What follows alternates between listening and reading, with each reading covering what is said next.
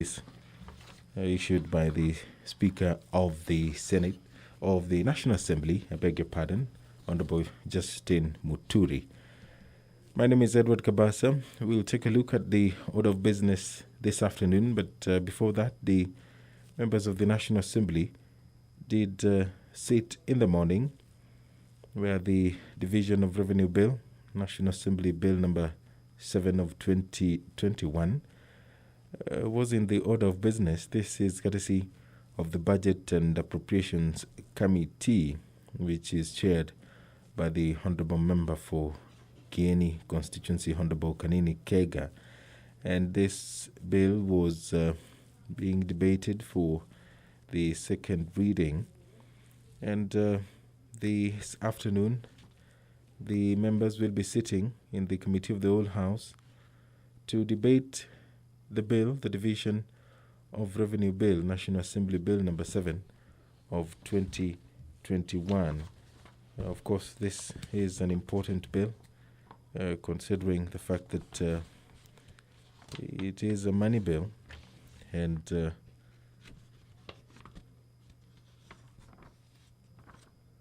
a lot is riding on this with regards to the amount of money that the government is going to appropriate. Of course, this includes the equitable revenue share.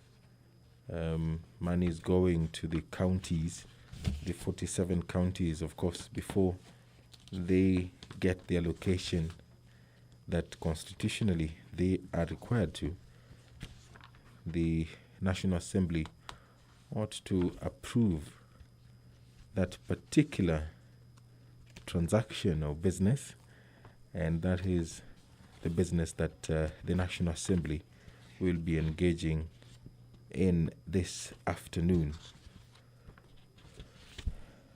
According to the Gazette notice issued by the Speaker of the National Assembly, the National Aviation Management Bill, National Assembly Bill number 18 of 2020, is also in the order of business. And according to the order of business this afternoon, the bill ought to be debated for the second reading if it was not concluded during the morning sitting, which the members did sit this morning. And the Division of Revenue Bill, it seeks to provide for the equitable division of revenue raised nationally among the national and county levels of government as required by Article 218 of the Constitution in order to facilitate the proper functioning of county government and to ensure continuity of county services. Clause 2 of the bill provides for the interpretation of terms used in the bill. Clause 3 of the bill contains the provisions on the objects and purpose of the bill. Clause 4 of the bill prescribes the allocation for the national government and the county governments from the revenue raised nationally for the financial year 2021-2022. Clause 5 of the bill deals with mechanisms for adjusting for variations in revenues emanating from revenue performance during the financial year in which this bill relates to. The bill is courtesy of the Budget and Appropriations Committee chaired by the Honorable Member for Kieni Constituency, Honorable Kanini Kega. If you're just joining us, the business of the National Assembly this 18th day of March 2021 is about to begin. It is a special sitting of the National Assembly gazetted by the Speaker of the National Assembly, Honorable Justin Muturi, who, as you can see on your screen, has stepped into the chambers. My name is Edward Kabasa. I will now hand you over for this live broadcast courtesy of the Parliamentary Broadcasting Unit in conjunction with the Kenya Broadcasting Corporation, KBC. The broadcast is available on Bunge TV as well as KBC Channel 1. Enjoy your viewing.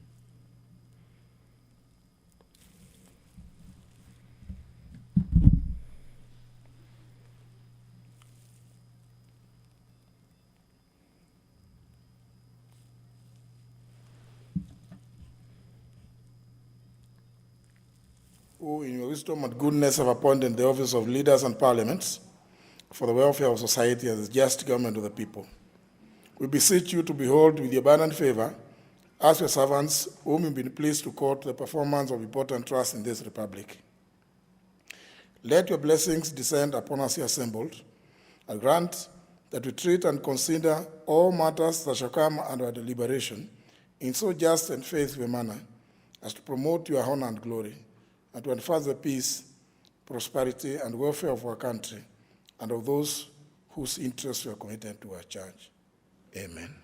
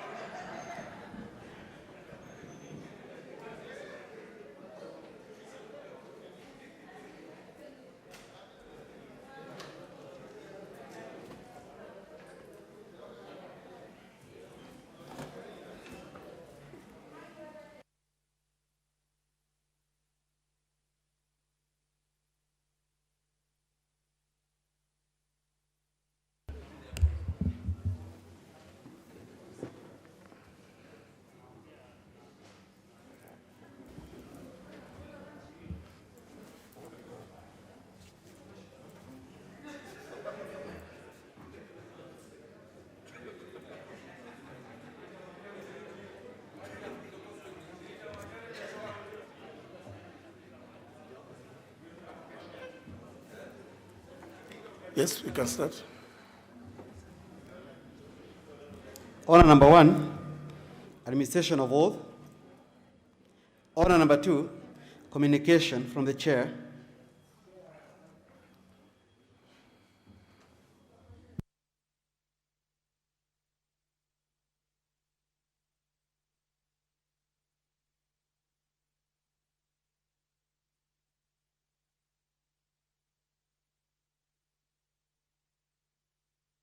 Order number 3, messages.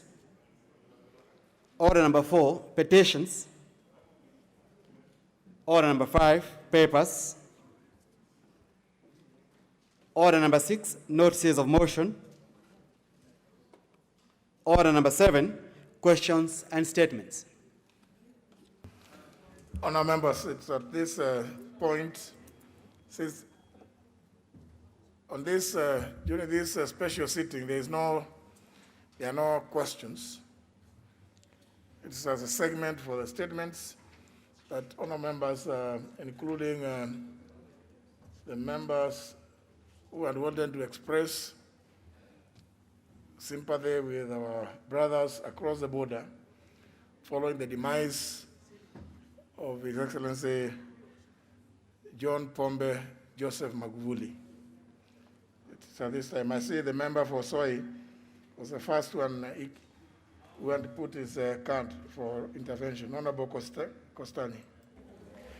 Thank you very much, Mr. Speaker.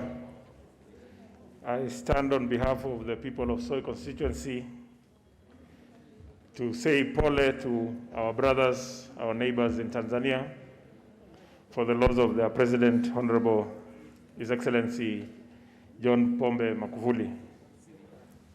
Mr. Speaker, I want to add on and say that yesterday I went to Kenyatta National Hospital and had my vaccine. And I would urge all. I've seen members ask me so many questions, Mr. Speaker, whether I slept well, whether the system is working properly. I want to assure them, Mr. Speaker, that let them use me as their guinea pig and go for the vaccine, Mr. Speaker. We need to lead from the front, take this COVID very seriously, Mr. Speaker. And even as we engage with our constituents, let us be the ones that ensure that everybody has worn a mask. They have kept their social distance, and of course, they have sanitized. Mr. Speaker, As we proceed with matters of this House, we also pray that we sort out the CDF matters so that we can also take care of fellow Kenyans. I thought it was about now. Thank you, Mr. Speaker. Honour members, I thought you had indicated you wanted to condole with our brothers from the East African region. Honourable Wamalwa. Thank you, Mr. Speaker. Mr. Speaker, on behalf of the great people of Community Constituency and Trans Nzoia County at large, we send our message of condolence to the family and the great people of the Republic of Tanzania for the demise of their beloved president. Mr. Speaker, we are mourning. Mr. Speaker, President Magufuli was a staunch practicing Catholic. He was a very humble president, Mr. Speaker. Mr. Speaker, it's our prayer that the Almighty God grant the people of Tanzania comfort at this difficult time. Mr. Speaker, the little time I've read about His Excellency the President, the late President, on matters of family values, he was on the front line. Mr. Speaker, the issues of LGBT, he was one person who believed in family values. The issues of same-sex orientation, Mr. Speaker, he rejected. And he was not anywhere to please the Western countries. He said no. And we salute him for that. We'll miss him very much, Mr. Speaker. May his soul rest in eternal peace. I thank you. South. Asante sana Bwana Spika, na nafurahi kwa nafasi hii nikiwa nimesimama kwa niaba yangu, kwa niaba ya jamii yangu na kwa niaba pia ya wakaazi wote wa eneo la ubunge la Dagoretti Kusini, nikituma risala za rambirambi kwa familia ya Mheshimiwa Rais John Pombe Magufuli na watu wote na wananchi wa taifa la Tanzania, jirani wetu. Mheshimiwa Rais, Mheshimiwa Spika, niliweza kupata nafasi ya kukutana naye Mheshimiwa Rais Magufuli wakati alipokuwa waziri wa barabara na mipango ya ujenzi nikiwa kijana mdogo.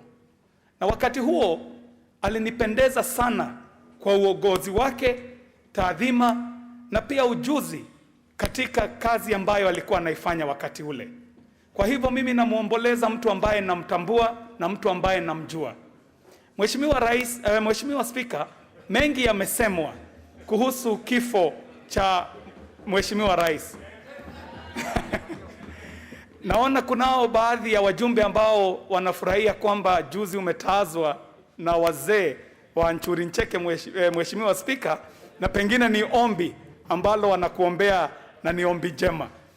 Mheshimiwa Spika, mengi yamesemwa kuhusiana na kifo cha Mheshimiwa Rais. Lakini ningependa niseme sisi kama jirani wema, yote ambayo yamesemwa hayatuhusu. Kinachotuhusu sisi kama majirani wema ni kutuma risala ambazo ni za nia njema kwa taifa hili. Mheshimiwa Spika, nafahamu vema kwamba ni mwandishi kwa jina la William Shakespeare ambaye alisema kwamba mazuri ambayo mtu atatenda katika uhai wake yatazikwa naye, ilhali mabaya ambayo ulifanya yatadumu milele. Mheshimiwa Spika, ningependa tujikumbushe kwamba sisi ni baadhi ya mataifa ya Jumuiya ya Afrika Mashariki. Kwa hivyo yale ambayo tunaweza fanya kwa wakati huu ni kuwaombea heri njema majirani wetu na kuwapa risala za pole, na hivyo ndivyo nimefanya Mheshimiwa Spika. Asante sana kwa nafasi hii. Nimeshukuru. Mheshimiwa Ole Sankok. Thank you very much, Honorable Speaker, for giving me this opportunity. And Honorable Speaker, I also wish on my own behalf, on behalf of my family, and on behalf of persons with disability in East Africa, and being the chairman of East Africa Council for Persons with Disability, to send my sincere condolences to the family and to the great people of Tanzania for losing an icon, a Pan-African, a person who believed in his own country and his own people, a person who never, even despite the fact of being a president of a bigger country like Tanzania, never went out of Tanzania, never traveled, believed in his people, and made roadside declaration trying to assist the hustlers in their daily hustles, Honorable Speaker. Honorable Speaker, the late Honorable Pombe Magufuli believed in bottom-up kind of economic growth, Honorable Speaker, and that is why he had to assist every hustler in whatever situation he found them in. Honorable Speaker, you remember there was times that you used to summon a provincial administration to assist any hustler around him who was in need. Honorable Speaker, therefore, as a great country and as a friendly country, we send our sincere condolences to the family and the people of Tanzania, especially that majority of the Maasai are also in Tanzania. In fact, I would have had better chances of becoming a president if I was in Tanzania because our community there is bigger. That is why Lowassa was the prime minister. So, Honorable Speaker, I send my condolences to the family. May God give them protection and strength at this trying moment. Thank you. May I appeal that we take as short time as possible, so that because I can see you have very many interventions, so that we don't. So those are the things about the hustlers and the hustles. If you can leave them, so that we just deal with the subject matter. Honorable Limo. Asante sana Bwana Spika kwa kunipatia nafasi hii niungane na wenzangu hapa kuomboleza kifo cha Mheshimiwa Rais wa Tanzania Pombe Magufuli. Mheshimiwa Spika, huyu rais alifanya kazi ya maana sana. Sisi tunajua wenyewe ya kwamba wafanyikazi wengi wa serikali huwa wajibike kwa kazi yao, lakini yeye alikuwa anakutana na hawa na anaweka hawa kiboko kabisa ile kalikali kuwaonyesha kwamba lazima wafanye kazi. Mheshimiwa Magufuli alipokuwa waziri alifanya kazi mzuri. Bwana Spika, mimi mwenyewe nilikuwa nimewahi pata nafasi kabla sijakuja hata hii bunge kufanya kazi kidogo huko Tanzania, na mabarabara zao Bwana Spika ilikuwa nzuri sana. Manake hizi kazi za kusimamia barabara, kukarabati barabara na kutengeneza vizuri ilianza huko Tanzania hata kabla sisi wenyewe tujatengeneza hizi usimamisho wa barabara ya Kenya kama Kenha, Kera. Tanzania walienda mbele wakaanzisha TANROADS, na mimi mwenyewe niliaitumia hizo barabara na yeye alisimamia vizuri. Barabara kutoka Dar es Salaam kufuata kabisa mpaka Morogoro, mpaka mwisho wa Tanzania huko mwisho karibu na Malawi na Zambia. Bwana Spika, ningependa kupea rambirambi marafiki zangu wenye huko Tanzania kama Charles Kichere mwenye anasimamia angalishaji ya vitabu ya serikali, Ponzi Poziana, Jimmy Kabwelile na Ores Maskini. Hawa ni watu niliwaifanya kazi na hawa kidogo na ni marafiki wazuri. Ningependa kusema kwa niaba ya watu wangu wa Kipkelion East na Kericho County, tunasimama na Tanzania kwa sababu pia ni jirani yetu huko chini, na mimi nasema Mungu amweke pema peponi. Asante Bwana Speaker. Member for Tigania West. Thank you, Honourable Speaker, for the opportunity to add my voice to those of my colleagues in condoling with the people of Tanzania, the family of the late Magufuli, and generally the people of Africa for the loss of such a great leader. Honourable Speaker, on my own behalf, on behalf of my family and the great people of Tigania West, I bring my condolences to the family and the people of Tanzania for the loss of their leader.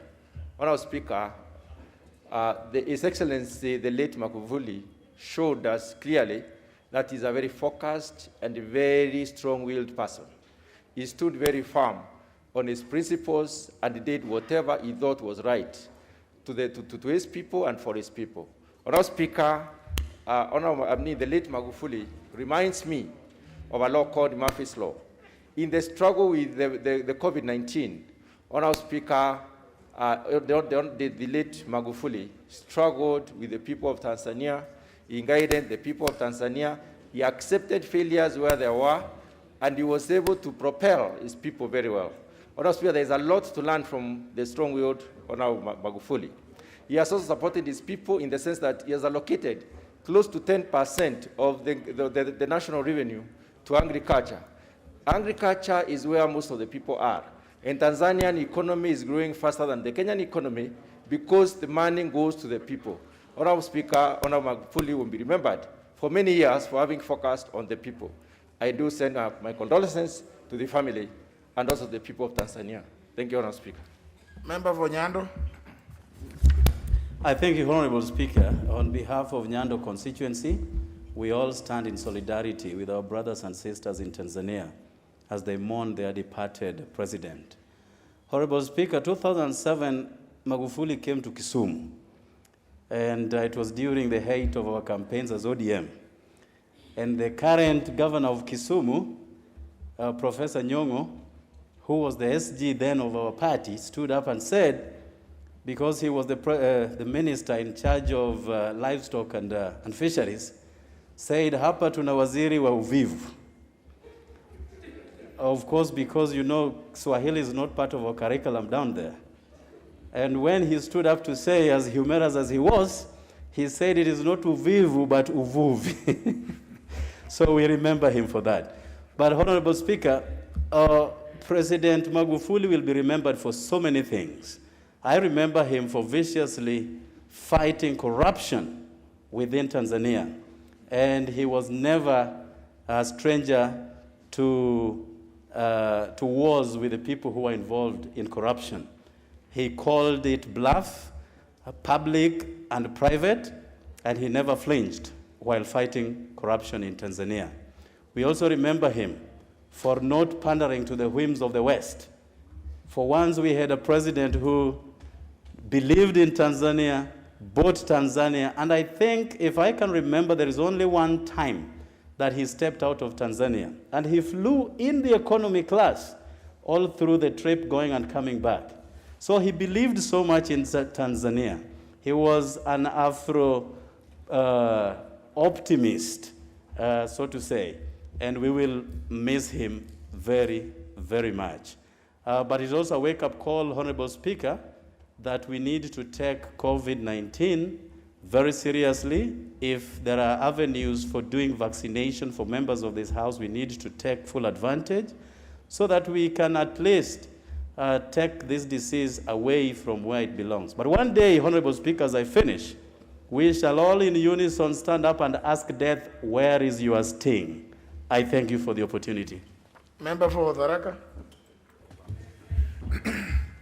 Thank you, Mr. Speaker. Mr. Speaker, allow me to, on my own behalf and on behalf of the people of Tharaka, to convey my very sincere condolences to the people of the United Republic of Tanzania. They have lost a great leader, their President John Pombe Magufuli, a man who was truly loyal to his country and faithful to his own citizens. In fact, I do not winch even a little bit to say that he was a leader to be emulated, especially in the way he went about doing his duties. He never tired, he never shied away from even moving to their districts, even on the roadsides, to ensure that Tanzanians received the services they deserved.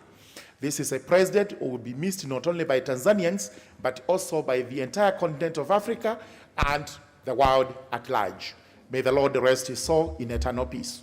Member for Funyula. Thank you, Honorable Speaker. On my behalf and on behalf of the people of Funyula and Busia County as a whole, I take this opportunity to send condolences, sincere condolences to the people of the United Republic of Tanzania for the loss of their beloved president, His Excellency Dr. John Magufuli Pombe. Honorable Speaker, many of us have known the president for long, and we admire his approach to public administration. We admire his zeal to stamp out corruption, as is epitomized in so many projects he has done, Honorable Speaker, that while Kenya have done the projects at X amount, he has done the projects at half amount.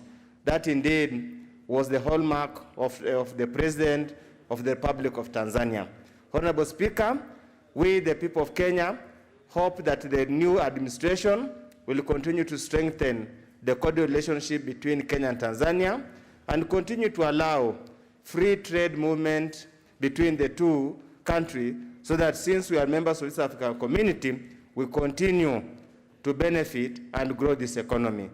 We wish him his soul to rest in eternal peace. Thank you. Member for Kilifi North. Thank you very much, Speaker, for giving me this opportunity. On behalf of the people of Kilifi and myself, I want to pass a sincere message of condolence to the people of Tanzania. John Pombe Magufuli is one of those iconic leaders that Africa has seen within this 21st century.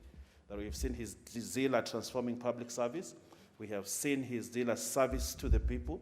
We have seen as his zeal in transforming the infrastructure in Tanzania. We have seen him also leading the people. As a Christian, as a Catholic, we have seen how he embraced religion and religious principles that drove his leadership. He's one man, one leader that us in Africa need to emulate. The selflessness, that he did not discriminate who it was that he was working with, the love for the people, and the general principle that you're in leadership to serve the people and not yourself is what he exhibited. So I'd like to join the people of Tanzania, and especially the consulate in Mombasa that has worked very well with me and with the people of Kilifi in many things, and tell them poleni sana for the loss of your president. Thank you. Member for Mwea. Asante sana Mheshimiwa Spika, nasimama kuomboleza na familia na watu wa Tanzania kutokana na kifo cha mwenda zake Mheshimiwa John Pombe Magufuli. Mheshimiwa Spika, mwenda zake alikuwa amejitengenezea jina katika Afrika mzima kwa juhudi zake za kupigana na ufisadi na uzembe katika pembe zote za serikali ya Tanzania. Mheshimiwa Spika, mwenda zake hakugojea kuchukua hatua palipokosa. Yake ilitatuliwa hapo hapo na sana kando ya barabara.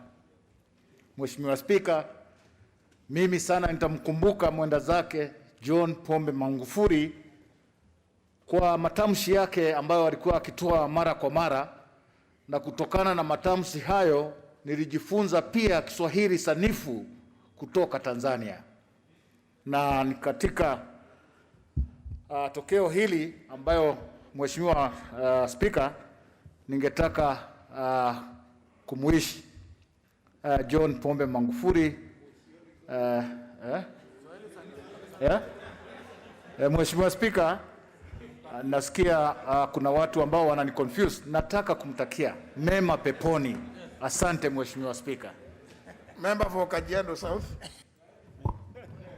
Thank you, Mr. Speaker. Mr. Speaker, on behalf of the people of Kajiado South, on my own behalf and the entire Kajiado County, let me take this opportunity to send my condolences to the people of the United Republic of Tanzania for this big loss of their dear president, the late President John Pombe Magufuli. Mr. Speaker, as a neighbor, because I border Tanzania, we have known Magufuli for so many things. Some of the very good attributes that are always going to be remembered with is the protection of the environment. Tanzania is very, very firm on forest issues, Mr. Speaker. Whenever you cross at the border of Kenya and Tanzania, you will definitely know. You don't even need the international beaconing. You will definitely know that you are now in Tanzania. And it is because of the very good protection of the environment, Mr. Speaker. And they are very firm if you violate those environmental laws, Mr. Speaker. They have what they call nationalization, kutaifisha. Every time those of us who are livestock keepers, you have your livestock cross and even just enter into a niche of their forest, they are taken by the national government of Tanzania. They call it nationalization, zinataifishwa. I remember just recently, Mr. Speaker, when tourists were going around their normal game viewing in the Serengeti. I remember there was a brand new car, Land Cruiser. I won't mention the company, which was, actually taken away by the government of Tanzania just for going away like 2 meters inside or off the road. And they say it's now nationalized. Mr. Speaker, the most common which is known in this country is in 2017, the national government of the United Republic of Tanzania confiscated 1,325 livestock from my constituency. Zikataifishwa. They say they are now nationalized.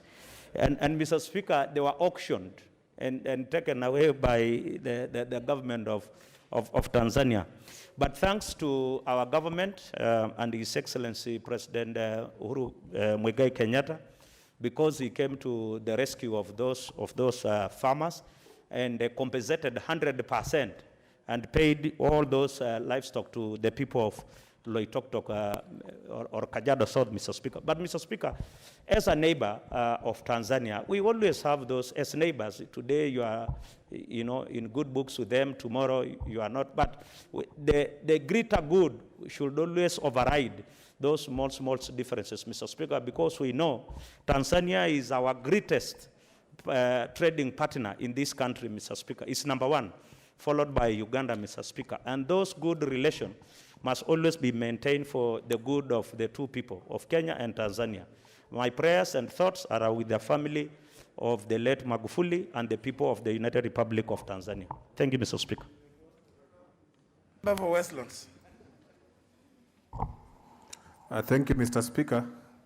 I also, on behalf of my family and the people of Westlands, Mr. Speaker, I would like to condole with the people of Tanzania and the family of His Excellency John Pombe Magufuli, a true African leader, Mr. Speaker. He's a man who never minced his words. He's a man who was practical. He's a man who was always, Mr. Speaker, could not hesitate to take action on anything he feels is not right. Mr. Speaker, we pray for his soul to rest in eternal peace. Thank you, Mr. Speaker. Member for Kipipiri.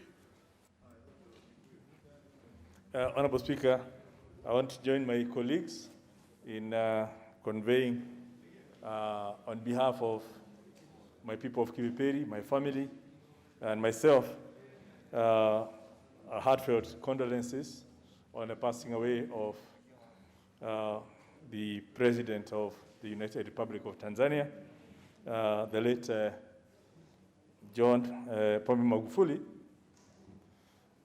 who, as members have said, perhaps will best be remembered on his stance in terms of the war on graft in Tanzania, and in terms of enhancing service delivery and ensuring that all his civil servants are accountable to the people.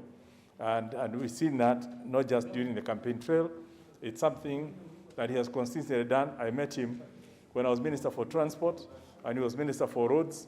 And during the East African meetings on looking at the Central Corridor, the Northern Corridor, we had lots of interaction. And he was consistently engaged from the same perspective of ensuring that, the value for money and service delivery. But Honorable Speaker, I think there's so much we can say about a man who has gone. But for now, all we can really urge is the people of Tanzania. We do hope they will have a peaceful transition. It's been quite a number of transitions. They just lost their vice president not too long ago, President of Zanzibar, and hence it's within a couple of months, about within the space of 2 months, there's a whole lot of reorganization that's gone on, and we do hope they will have the peace and comfort to be able to go through that whole transition, and even as they move under a very new vice president who is now constitutionally scheduled to take over the presidency for the remaining term. And it's obviously also a very trying time for Tanzania and the region, especially as we look at how we sort out the issues of the third wave of COVID. And I would like to urge members, I think we've seen in the course of this House, it's almost like persuading members to take care. But I think from all the evidence we are getting, we have never reached a positivity rate as high as in the last 1 week. So things are bad. And if we can avoid, because you are frontline leaders, as leaders you're in the front line, and you're not going to afford to ignore mingling with the people. But it's important that we take care. And I know, Honorable Speaker, I know the clerk has been working on possibilities of the ministry coming in to help sort out the issue of vaccinations from within the presence of Parliament.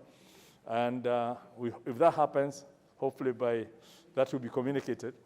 But I would like to encourage as many as possible that let us take that vaccination. Let's protect ourselves and protect others.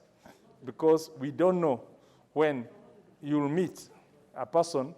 It doesn't have to be in a crowd, but it could well be that fateful point where you meet somebody who then infects you. And we really don't want to lose our members or to one of our loved ones. So I just want to urge we continue exercising maximum care, take as much precaution as we condole with the people of the United Republic of Tanzania and his family and the leadership in that country. And we do hope that his soul, and pray that his soul will rest in eternal peace. Thank you, Mr. Speaker. Member for Eldas.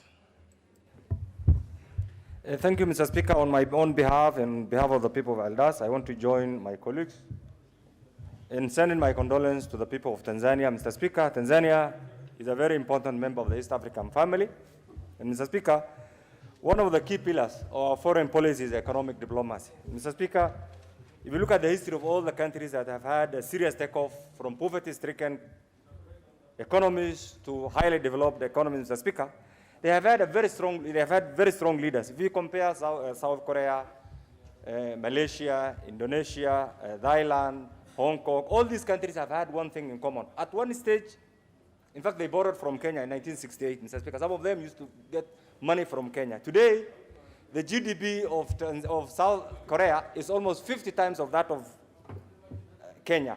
The reason is this, because they have had a very strong leader. Mr. Speaker, Tanzania has been our neighbor, is our neighbor, will continue to be our neighbor, and therefore what happens in Tanzania affects the people of Kenya and by extension the East African community. And therefore, the fact that right now we are not talking about insecurity, the fact that right now we are talking about a smoothless transition, Mr. Speaker, is something that we should also be very proud of as a leading nation, because Kenya, and this is one thing that I always say, Mr. Speaker, it's not an ordinary nation.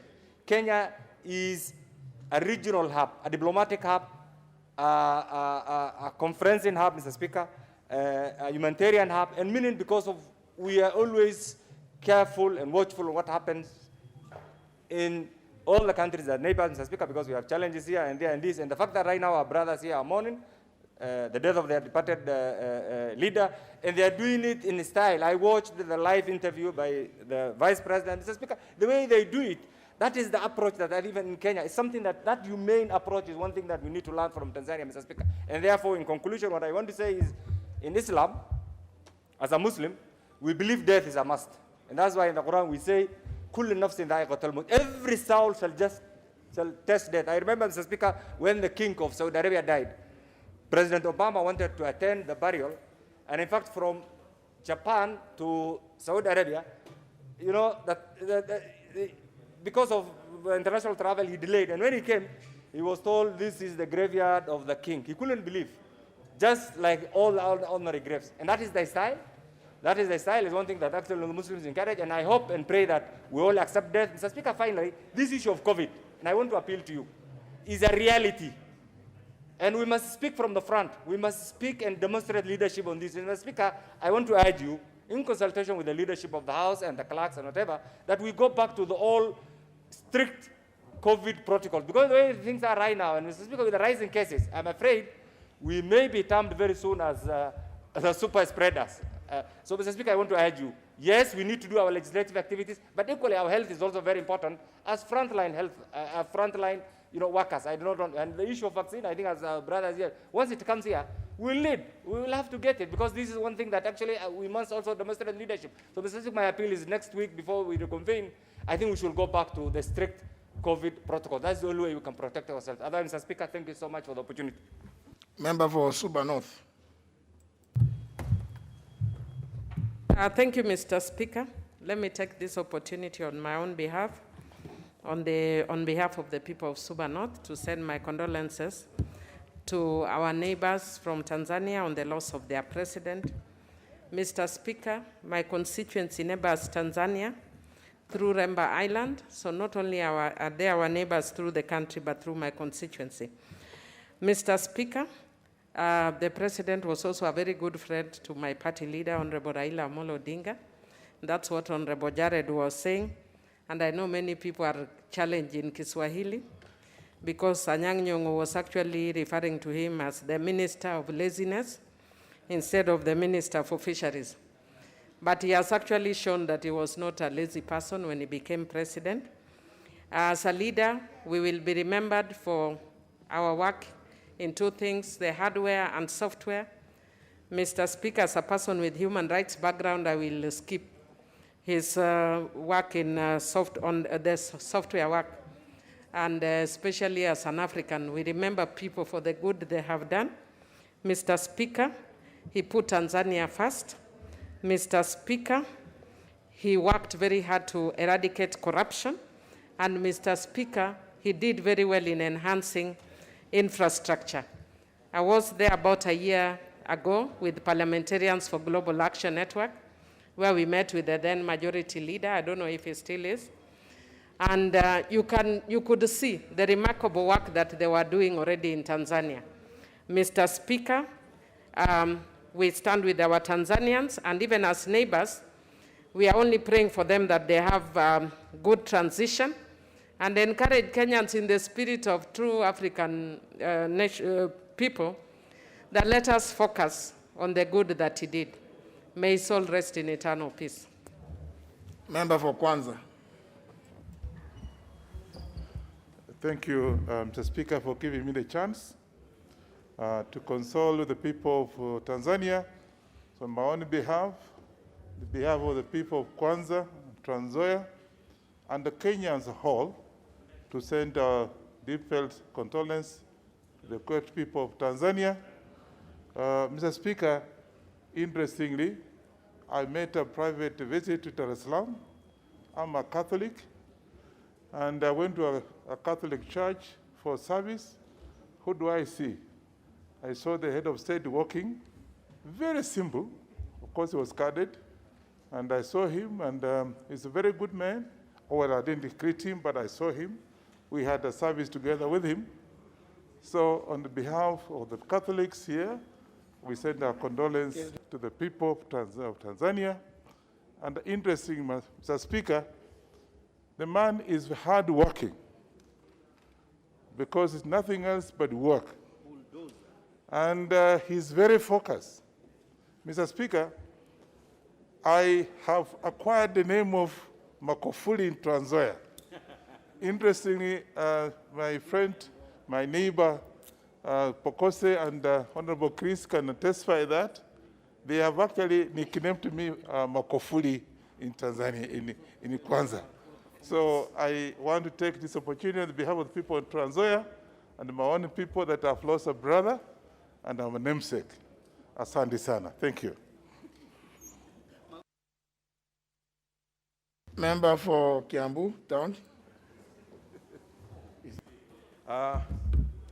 Kwa niaba ya watu wa Kiambu, ambao wamenichagua nikuje kwa hii bunge la kitaifa kwa niaba ya familia yangu na kwa niaba ya bunge ya Afrika ambao mimi ni mwana bunge hiyo. Ningependa kutuma rabirabi zangu kwa familia ya mwenda zake marehemu John Pombe Joseph Magufuli ambaye alituacha siku ya jana, na ningependa kuomboleza pamoja na familia yake. Marehemu Magufuli tukamkumbuka kama mtu ambaye alipenda kazi yake. Rais mmoja ambaye ameonyesha amenyenyekea, lakini sio kunyenyekea kuonyesha hana nguvu. Ni kunyenyekea kujionyesha yeye ni mwananchi wa kawaida, lakini yako na nguvu za kirais. Nakumbuka nikimuona akihudhuria ibada ya misa, na wakati wa matoleo yeye mwenyewe badala ya kugojea hapo atoe fedha zake, anachukua kikapu na anatembea kuchukua matoleo kutoka kwa Wakristo wengine. Nakumbuka yeye akitoka hakuwa anafanya kazi kwa ofisi. Alikuwa anaenda pahali kazi inafanyiwa na kuhakikisha kuwa wale maofisa wa kiserikali ambao hapo awali walikuwa wamezoea kwenda anaweka koti kwa ofisi, anaenda zake, anahakikisha kuwa hao wanafanya kazi kikamilifu ili wahudumie wa Tanzania. Na diposa unaona wakati ekonomi nyingi za nchi zinarudi nyuma, ya Tanzania inaendelea mbele na inaendelea vizuri. Namkumbuka kama rais ambaye alionyesha umuhimu wa kuwa na mawasiliano na watu wa kawaida. Nakumbuka nikimuona akikuwa kwa barabara akiwa na mahojiano na wananchi wa kawaida wakimueleza ni shida gani ambazo ako nazo. Pombe Magufuli Joseph tutamkumbuka kama kiongozi wa Afrika ambaye anahitaji kuigwa kwa sababu yeye alikuwa mfano mzuri. Mungu ampe roho yake ipumzike mahali pema peponi. Asante. Professor Duol.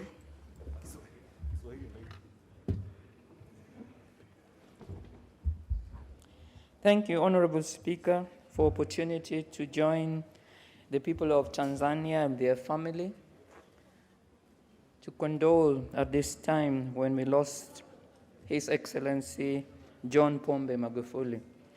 Honorable Speaker, indeed, as members have indicated, Honorable Magufuli will be remembered as a servant leader. He was a leader that we would see was concerned about all the peoples of Tanzania, irrespective of religion, irrespective of language, and irrespective of social class. Honorable Speaker, as I send my condolences, I do so on behalf of the ODM party, Honorable Speaker, which is the party that has enabled me to sit in this House.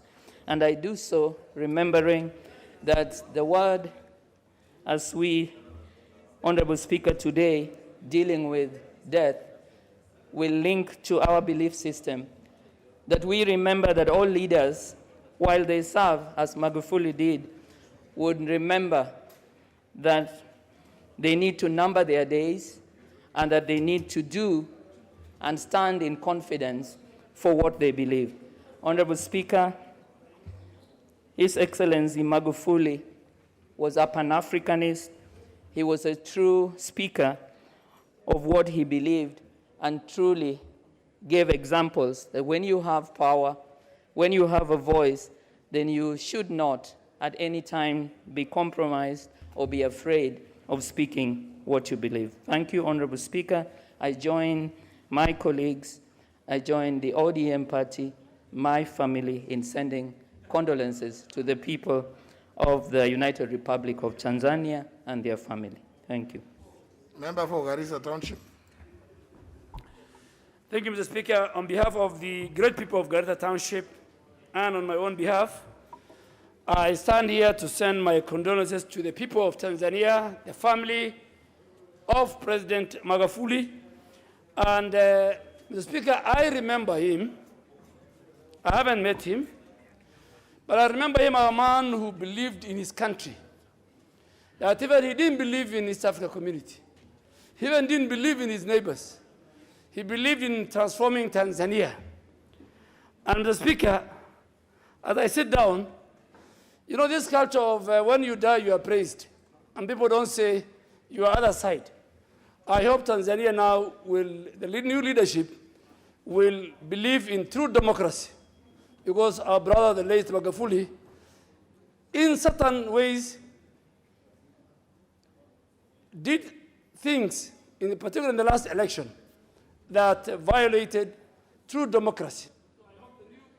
Member for Alego Usonga. Thank you, Honorable Speaker. On behalf of my family and the people that I represent, the people of Alego Usonga, I pass my condolences to the family and the people of Tanzania. Honorable Speaker, Magufuli has left a serious mark in the leadership space in Africa. And Honorable Magufuli was a bold leader. He believed in himself and he developed his own leadership ideology, which he wanted to transform Tanzania and make Tanzania a different country. In the process, the economy of Tanzania has benefited because Tanzania's economy has grew from low to middle income economy. But Honorable Speaker, on the other hand, the democracy and freedoms of Tanzanians really suffered. And I think this is something that historians and political scientists need to discuss. Whether poor countries... Member for Mogotio.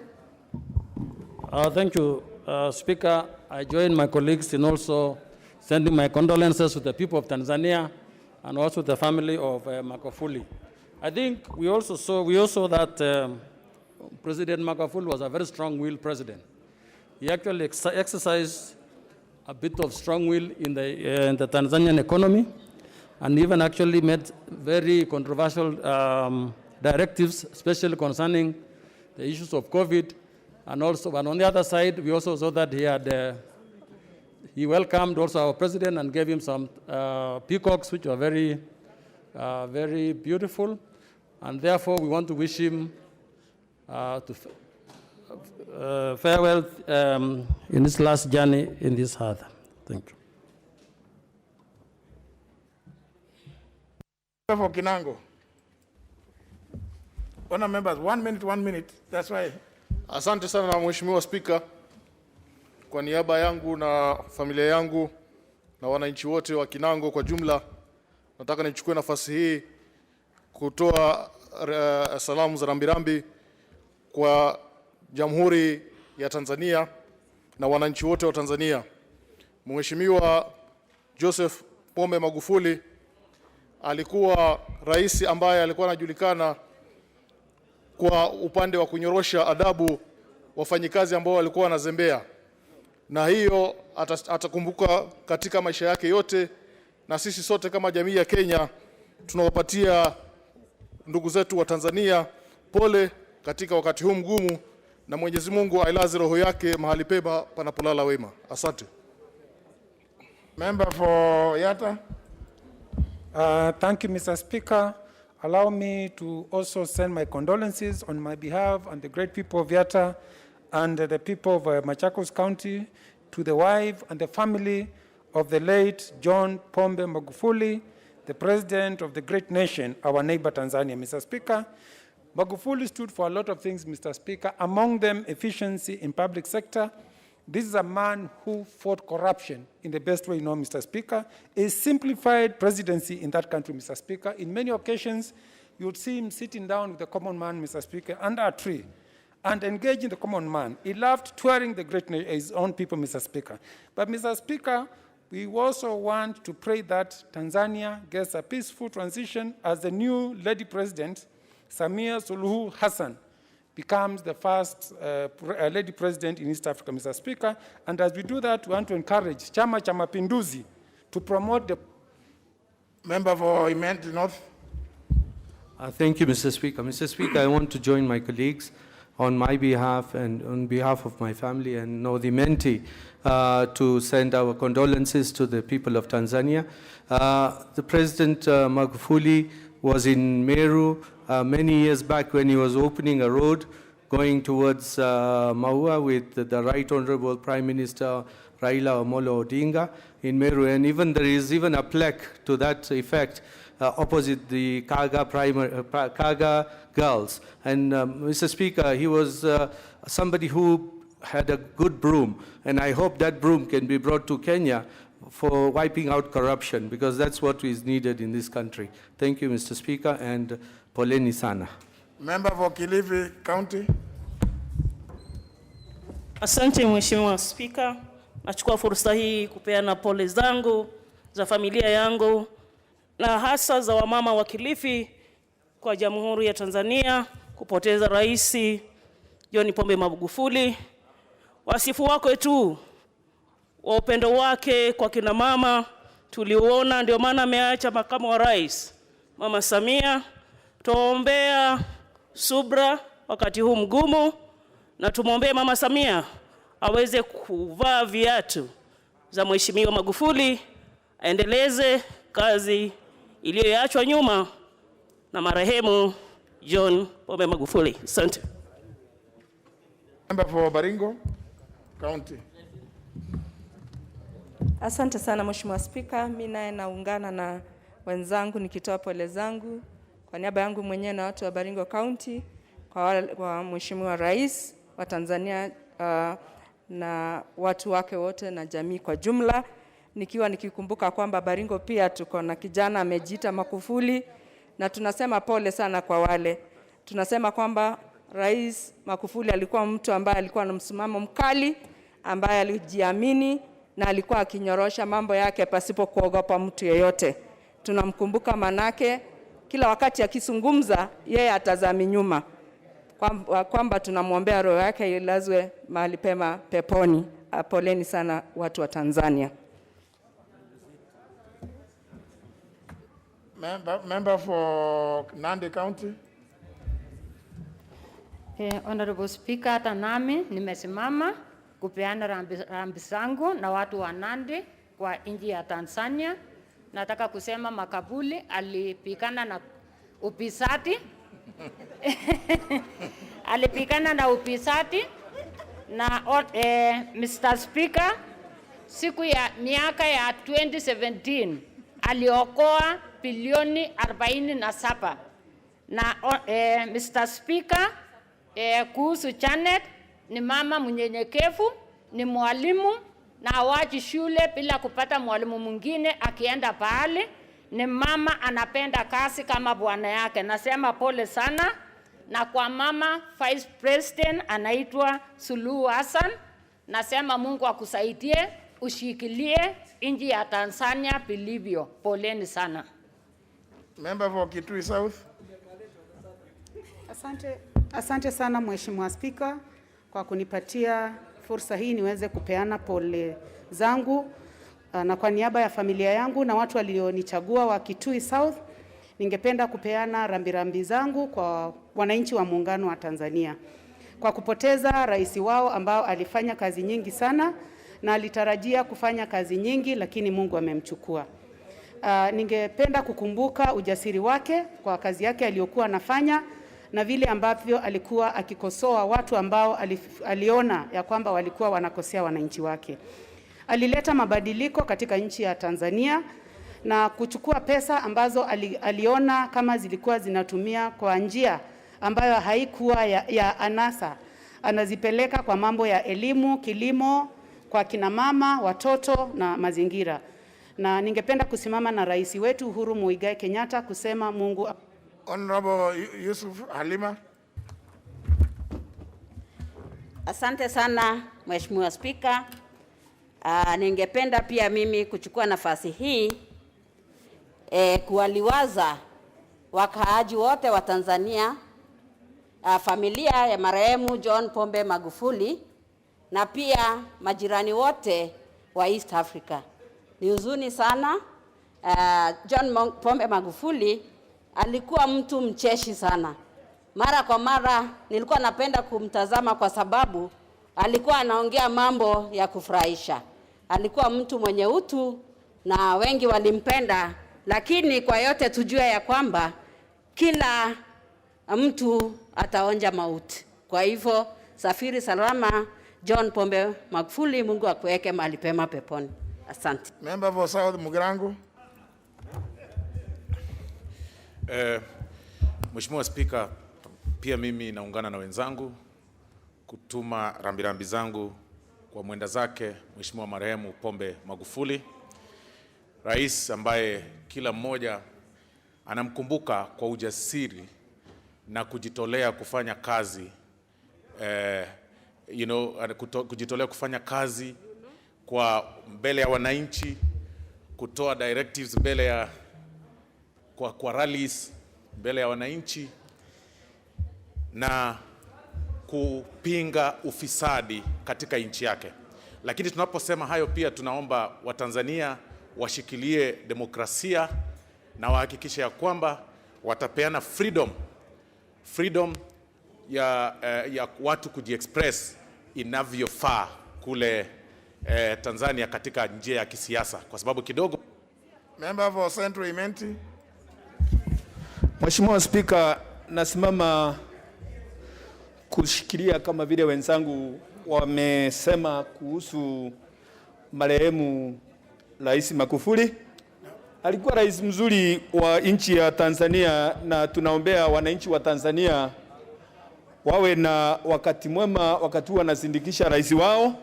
Sipokuwa kusema Rais Magufuli alikuwa rais mwenye msimamo mkali na ambaye alikuwa amependa watu wake sana, ambaye hakuwa akitaka wachezwe nao ama waingiliwe kwa chochote kile, kwa sababu ukiangalia vile Rais Magufuli alikuwa akiendesha maneno yake, alichoma kuku nyingi kutoka Kenya kwa sababu alikuwa akipenda nchi yake isingizwe ugonjwa wa kuku.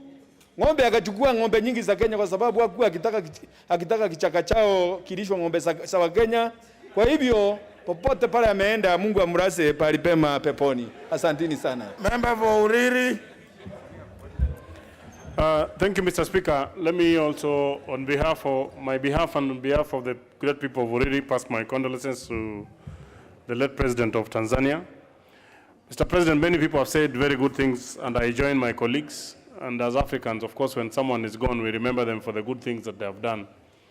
How we only wish that other leaders, including in this country, led by the Minister for Health, can lead this country by example by taking the jab, because this COVID is real, Mr. President. We cannot be, even as a House, continuing to allocate money, but the people charged with the responsibility do not want to lead from the front, because they are the ones causing stigma, which eventually will catch up with us and may lead to the decimation of all of us.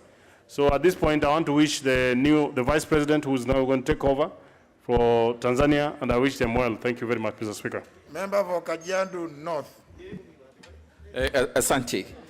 Nichukue nafasi hii kwa niaba ya watu wa Kajiado North na pia binafsi kusema pole kwa watu wa Tanzania kumpoteza rais wa Jamhuri ya Tanzania John Pombe Magufuli. Niseme alikuwa mtendakazi maalum ambaye aliwakosoa wafanyikazi wa serikali hadharani, kwa hivyo hakuogopa. Niseme ya kwamba tumempoteza kiongozi katika East Africa ambaye atakumbukwa. Lakini pia ni vizuri ukweli ueleweke alikufa nini, kwa sababu hakuamini kuna COVID. Na COVID sio ugonjwa ambayo ni wa aibu. Ni vizuri Watanzania waelezwe na pia wa Kenya, na sisi ambao tunaishi pale karibu na Kajiado tunajua kuna watu wengi wa Tanzania walitoka Tanzania wakiwa na ugonjwa wa COVID. Ni vizuri tujue ukweli. Asante, na awekwe pahali pema poponi, pahali wema wapo. Member for Buri.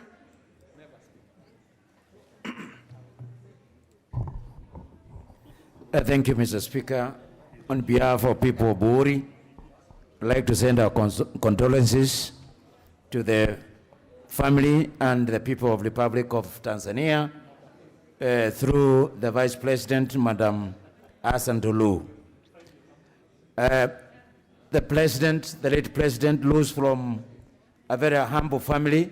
His father was a farmer, but he rose with that humbleness and he became a wonderful president who all of us today are emulating. May God rest his soul in eternal peace. Member for Runyenjes. Thank you, Mr. Speaker, for the opportunity. And I want to, on behalf of my family and the people of Runyenjes constituency, to condole with the people of Tanzania. President John Pombe Magufuli was a man who loved his job very much. He was a man who loved his people, and he was a man who loved the church. And I can imagine that it is a great loss for the people of Tanzania, and we pray that God will be with them as they move on with their lives. Thank you, Mr. Speaker. Member for Kiharu. Thank you, Mr. Speaker, and I rise also to convey my sincere condolences on my own behalf and the people of Kiharu to the people of Tanzania following the loss of their president, Mheshimiwa John Pombe Joseph Magufuli. Mr. Speaker, Kenya and Tanzania are friendly countries, and actually our trade now starts at around 60 billion per year. And in fact, because of the leadership of Pombe Magufuli, Mr. Speaker, the current balance of trade is actually in favor of Tanzania. Mheshimiwa Rais Pombe Magufuli will be remembered as a very firm leader. Mr. Speaker, last year there was a standoff between Tanzania and some of the mining companies, and specifically Barrick Gold from Canada. And Mr. Speaker, because of his firmness, Tanzania gained in a tune of $300 million, Mr. Speaker, from those mining companies. We'll also remember him as a Member for Shinyalu.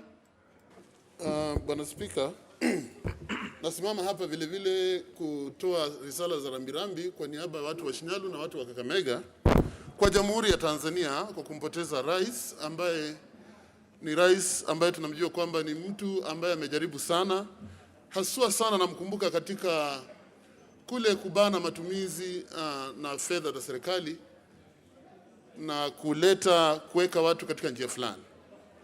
Mheshimiwa Speaker, ningependa kusema kwamba mambo mengi mazuri husemwa wakati mtu amekufa, lakini muhimu ni tujue kwamba yale mabaya ama mazuri yote tunamwachia Mwenyezi Mungu.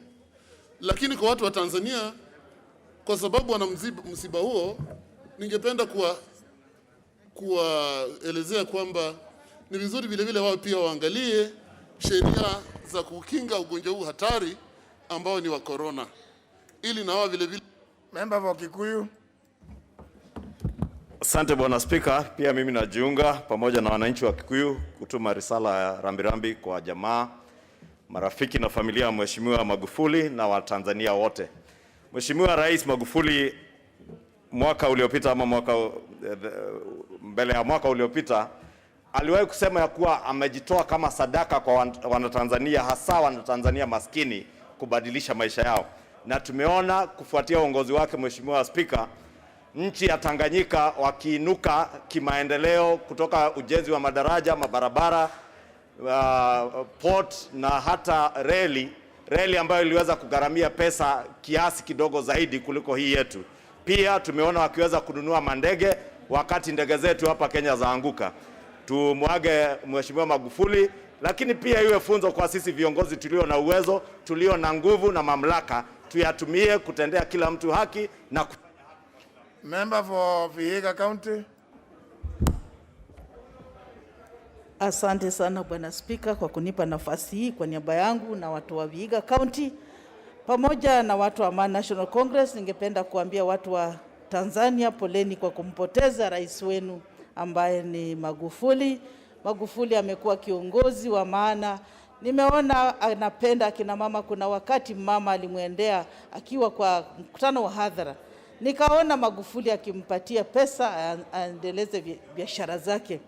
Na kwa hivyo vile amewachia mama, ningesi Mama Suluhu achukue nchi ya Tanzania, aongoze vizuri kama mama, aonyeshe East Africa wa mama wanaweza. Asante sana Bwana Speaker. Member for Narok County. Honorable Soipan.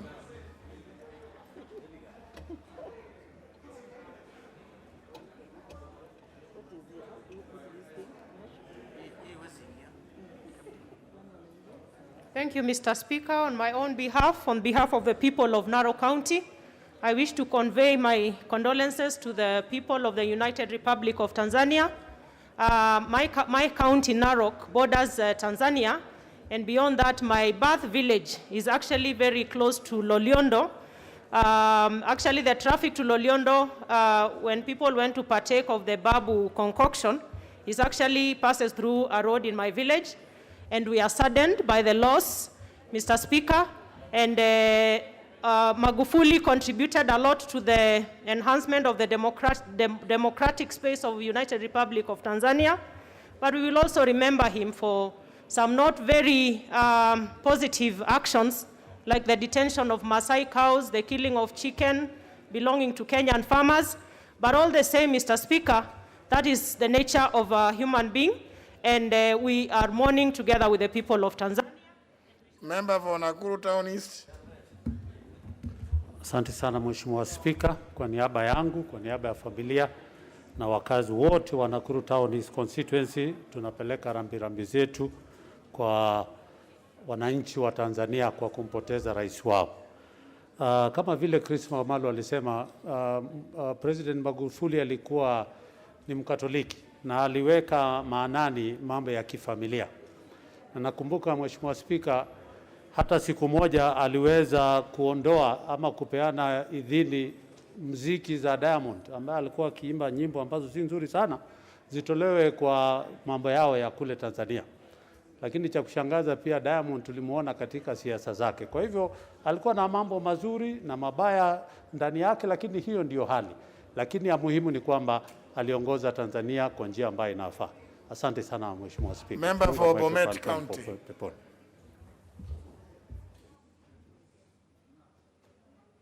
Honorable Joyce Koril.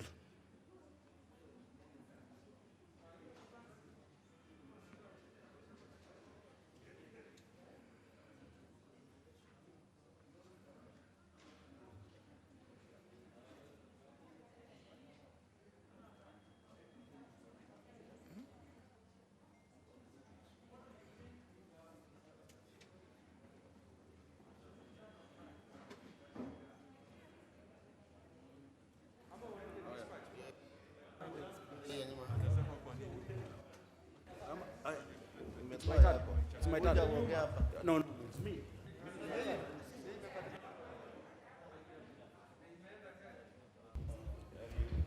I'm sorry, Honorable Speaker. Kwa niaba yangu, familia yangu,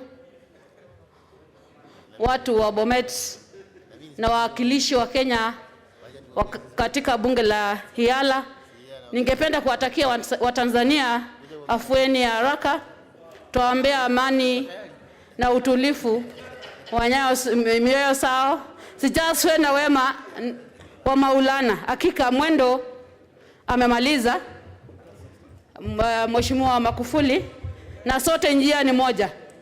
Pumzika kwa amani. Hakika Mungu uchukua wasuri. Safiri salama Mheshimiwa Magufuli. Asanteni.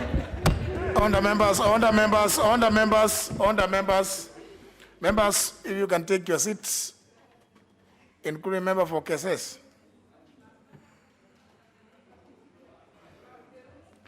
Member for Baringo, take your seat, please. Nominee 001, take your seat.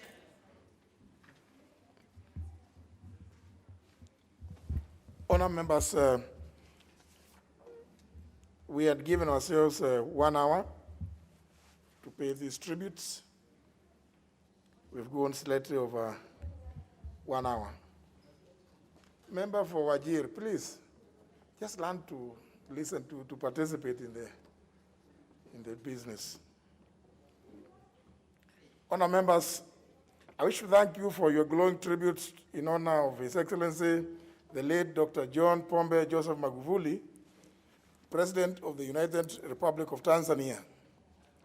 Today morning, I did convey our thoughts and prayers to the Speaker of Parliament of the United Republic of Tanzania, the Right Honorable Job Ndugai, who is a distinguished colleague amongst Commonwealth Speakership, following the loss of this truly African statesman, who was immensely dedicated and committed to the cause of his people.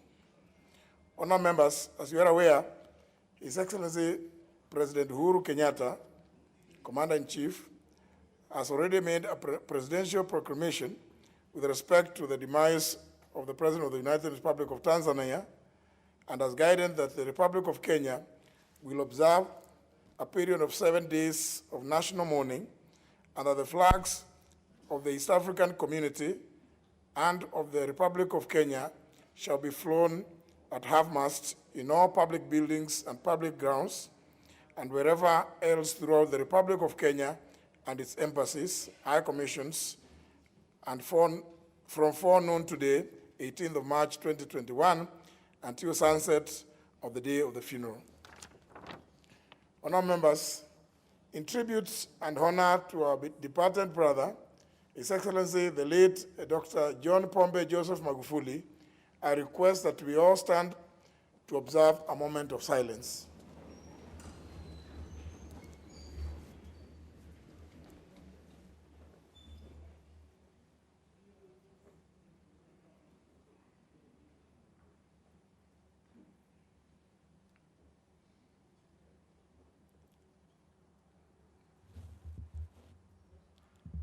May his soul rest in eternal peace. I thank you, no members.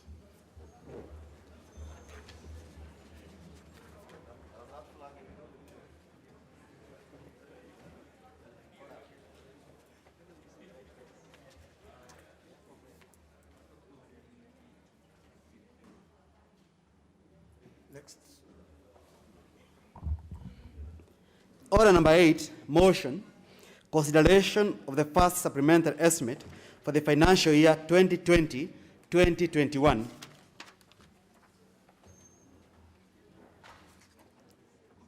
This motion is by the Chairman, Budget and Appropriations Committee.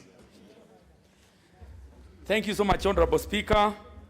I beg to move that this House adopts the report of the Budget and Appropriations Committee on the first supplementary estimates for the financial year 2020-21, laid on the table of the House today, Thursday, March 18, 2021, and pursuant to the provisions of Article 223 of the Constitution and Standing Order 243, that 1, approves an increment of the total recurrent expenditure for financial year 2020-2021 by Kenya shilling 19 billion 125 million shilling 524,385 in respect of the votes as contained in the attached schedule. 2, approves an increment of a total capital expenditure for financial year 2020-21 by Kenya shilling 61 billion 579,700. Sorry, let me take that again. 61 billion 579,711,818 in respect of the votes as contained in the attached schedule. 3, approves an overall increment in the total budget for financial year 2020-2021 by Kenya shilling 80 billion 705,236,203 in respect of the votes as contained in the schedule. And 4, resolves that the attached schedule forms the basis for the introduction of the first Supplementary Appropriations Act 2020-2021. Honorable Speaker, as I make this submission, I want to assure members of Parliament that in this document that hopefully that you are going to pass today, it contains the 10 billion shillings that were deducted in the first supplementary for the CDF, but most importantly, an addition 13.6 billion shillings being arrears for the financial year 2019-2020, which of course was not factored before. Honorable Speaker, in accordance with Article 223 of the Constitution, Section 40 of the Public Finance Management Act 2012, and regulation, the PFM Regulations 40 and Standing Order 243, I am honored to present to this House, on behalf of the members of the Budget and Appropriations Committee, the committee's report on the first supplementary budget for the financial year 2020-2021. Honorable Speaker, the supplementary estimates, number 1 of the financial year 2020-21, were tabled on the 9th of February 2021, and was committed to the Budget and Appropriations Committee, as well as the departmental committees, for review in line with their respective mandate. After reviewing the budgets of the various ministries, departments and agencies within their purview, the departmental committees are required to submit their recommendations to the Budget and Appropriations Committee for consideration and inclusion in this report. And I want to report to this House that that one happened, Mr. Speaker, and the report that I have tabled here includes all the deliberations that we had with the various chairs of the departmental committees, and most of the issues that were raised, Honorable Speaker, I want to say most of them have been captured. Honorable Speaker, in reviewing the supplementary estimate for 2020-2021, the committee held more than 5 sittings, including 2 meetings with the National Treasury, where extensive deliberations were held.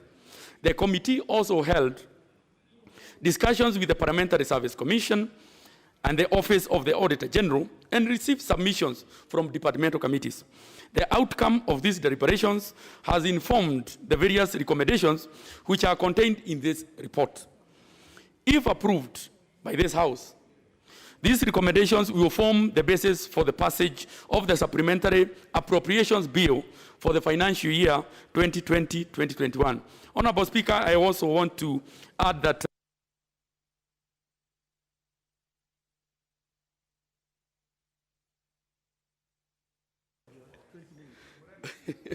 okay, thank you, Honorable Speaker. I want to hasten and say, Honorable Speaker, when we received the first supplementary and we had engagements with the departmental committees, we were also able to engage with Treasury.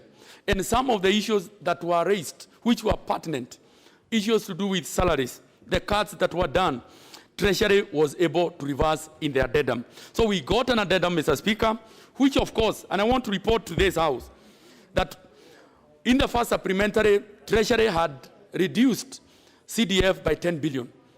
And we told them that is a no-go zone, and I'm happy to report to this House that in the addendum, they reversed that, so the 10 billion shillings are intact. Honorable Speaker, I just want to put a few highlights in the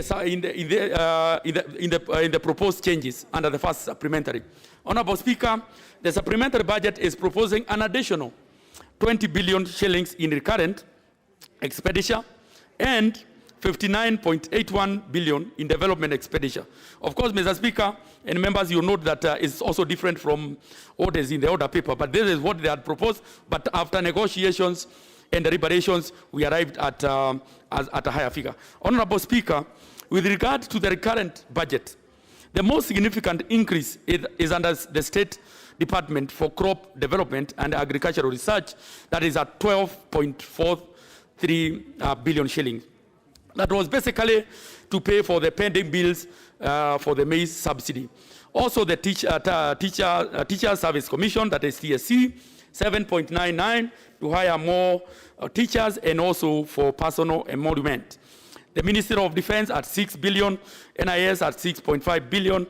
On the other hand, Mr. Speaker, major cuts under the National Treasury was under the National Treasury of 4.6 billion. The State Department of Tourism, that is 2.58, which is basically A in A. The State Department of Wildlife, the same case is A in A at 2.6.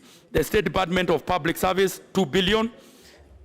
And also as attached, Mr. Speaker, for what I have also tabled. Mr. Speaker, with regard to development budget, there was major increase to the railway transport or railway programs at a cost of 33 billion shillings.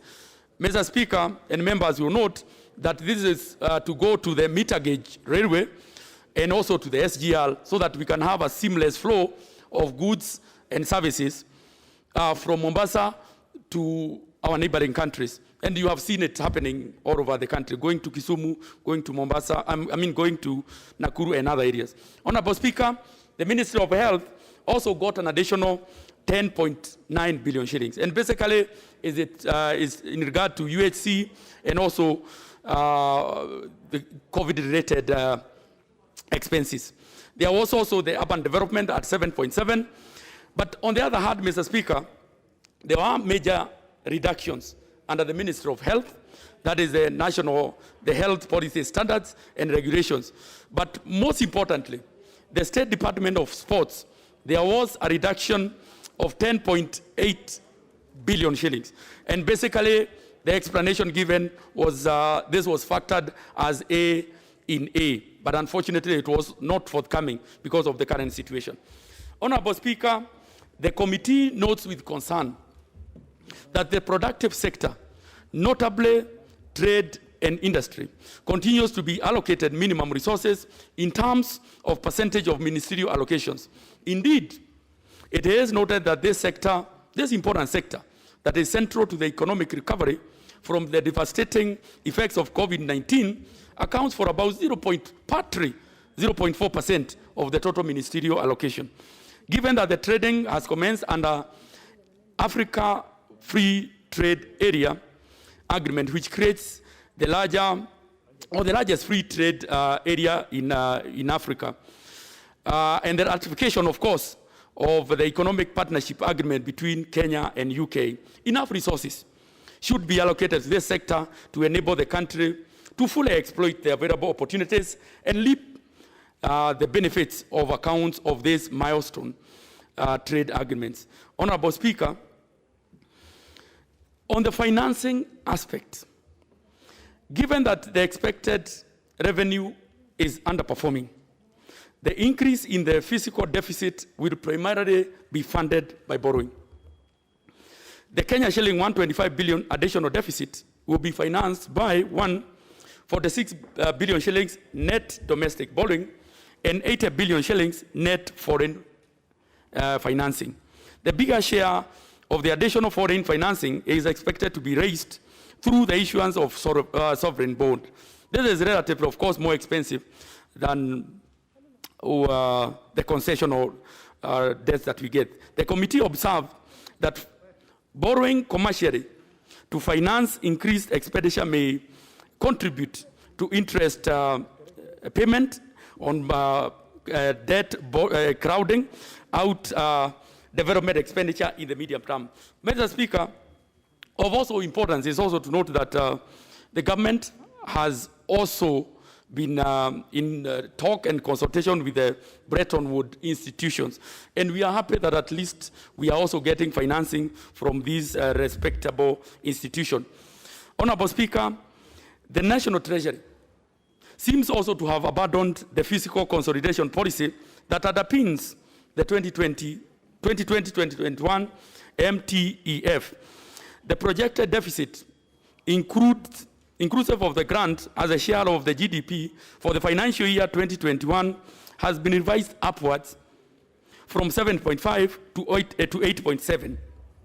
Such a large deficit, Mr. Speaker, implies that Kenya will have a limited fiscal response to any unexpected economic shocks. Honorable Speaker, we got many submissions from committees, and I want to assure this House that all the recommendations, the proposals from the departmental committees are well captured in the document that I have already laid on this table, Mr. Speaker. And Mr. Speaker, I want to go straight to the observations of the committees.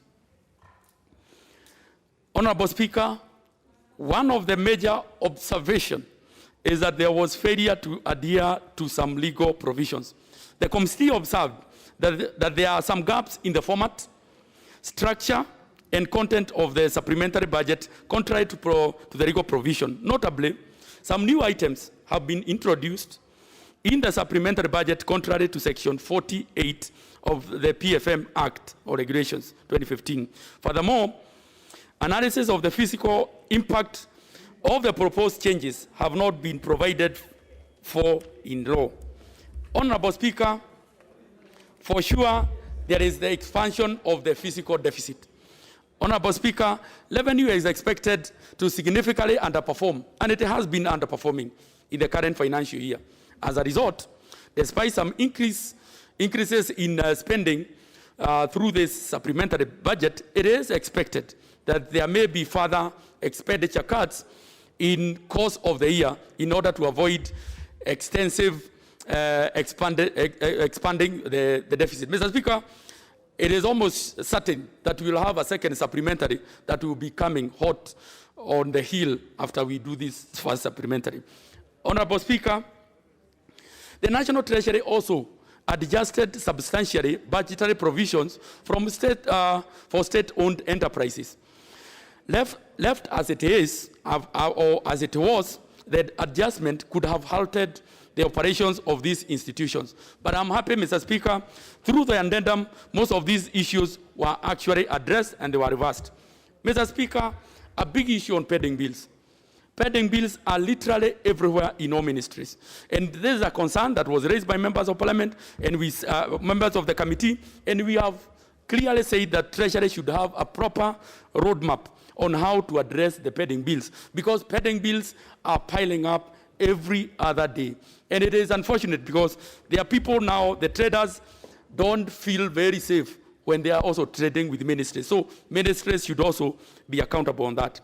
Honorable Speaker, there are also many court awards given against the different ministries, and they are piling up every other day. There should be a way of addressing this. Finally, Mr. Speaker, there is failure to prioritize completion of projects. Mr. Speaker, the committee notes that there are projects which have become a permanent feature in the budget, such as the Kenya Industrial Research and Development Institute, KIRDI, in South B, the Mitihani House, which is older than some of the members here because it is over 40 years old. Mr. Speaker, the Ronald Gara Utalii College, among other institutions, not to mention our own building around here. Mr. Speaker, the National Treasury must provide funds and complete these projects within the next 6 months. So it means the next supplementary and also the next financial year. In addition, the specialized project management unit based at the National Treasury, to the view of members of the committee, should be disbanded because they are not doing their work. Honorable Speaker, we also noticed cuts in counterpart funding. Mr. Speaker, this committee is concerned that the expenditure cuts have also adversely affected counterpart funding, contrary to the guidelines of the preparations of supplementary estimates issued to MDAs. Mr. Speaker, we also noticed that there was inadequate consultation during the supplementary budget. Mr. Speaker, given these emerging issues and other observations raised by the departmental committees, the committee notes with concern that there appears to have very minimal consultations between the National Treasury and the ministries.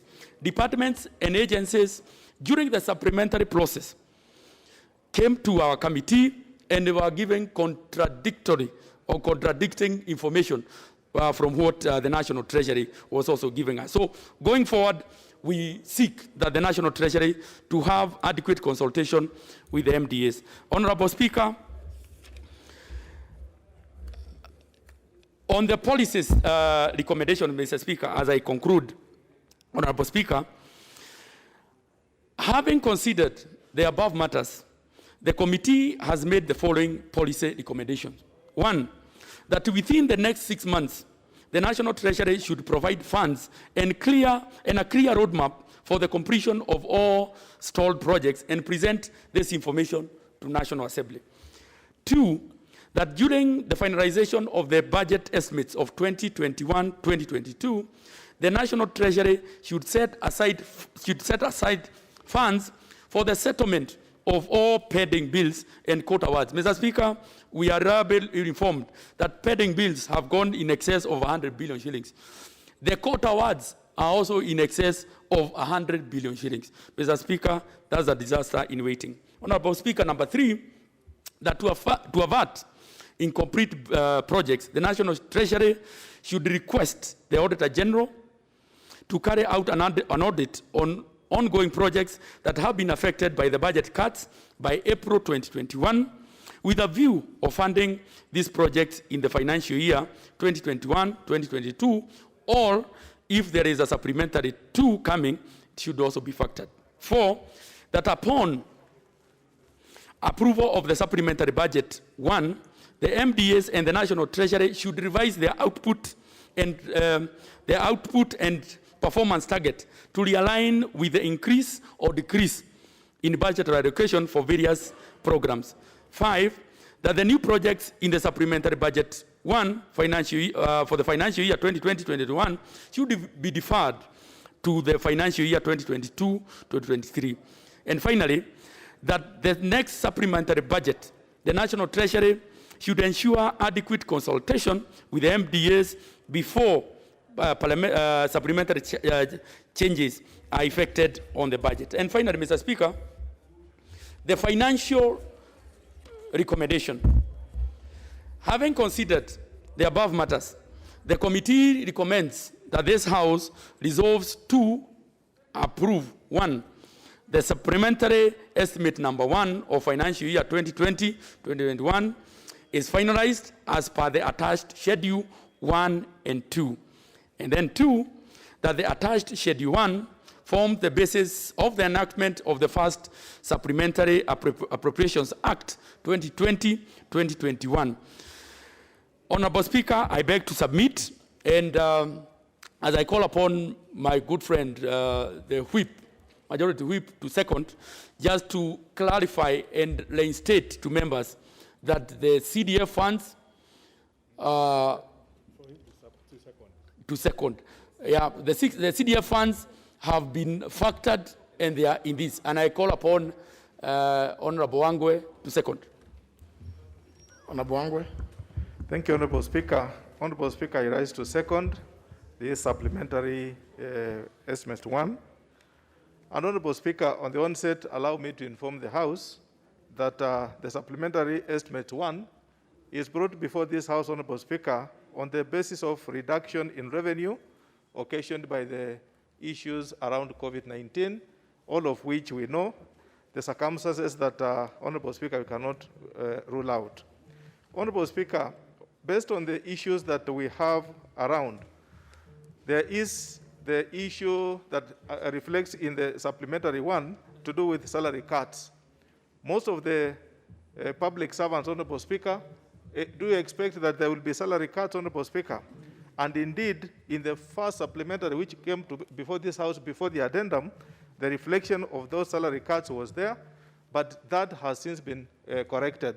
I wish to request my colleagues that when you are reading the supplementary document we have on the floor, please also refer to the addendum that came after the first one was received in the House. Honorable Speaker, there is also the issue which I would want maybe the House to be aware, the adherence to the physical framework, Honorable Speaker. This supplementary estimate 1 is brought before this House with strict adherence, such that all the cuts, Honorable Speaker, that may be reflecting in various state departments is strictly within a figure that has been tied and accepted to the GDP, Honorable Speaker. Therefore, it is a clean document, it is very clear, and Honorable Speaker, it can be understood that it has not deviated in any way from the figures that were determined of 8.7 to the GDP, Honorable Speaker. Honorable Speaker, I wish also to clarify that various projects that had been begun by the government, Honorable Speaker, have not been reduced in terms of being calculated to proceed. Honorable Speaker, most of the members will expect that since the supplementary estimate has reduced the figures, so the projects are going to stall. Honorable Speaker, I wish to bring to the attention of the House that various programs of the government are ongoing, especially the programs in roads like Expressway, the programs in health, UHC, the programs in interior, the programs in agriculture, the programs in trade, and the programs in foreign emissions, Honorable Speaker. The government is all making sure that they are all moving forward. However much the supplementary is cutting the overall budget, Honorable Speaker, but the programs of the government are moving forward, Honorable Speaker. Honorable Speaker, what should also be noted in this supplementary estimate is there are very many widening pending bills. Honorable Speaker, when the Committee on JLAC was presented by the Solicitor General, he gave us an absolute figure that the overall pending overall claims occasioned by the court judgments to government is amounting to 150 billion shillings, Honorable Speaker.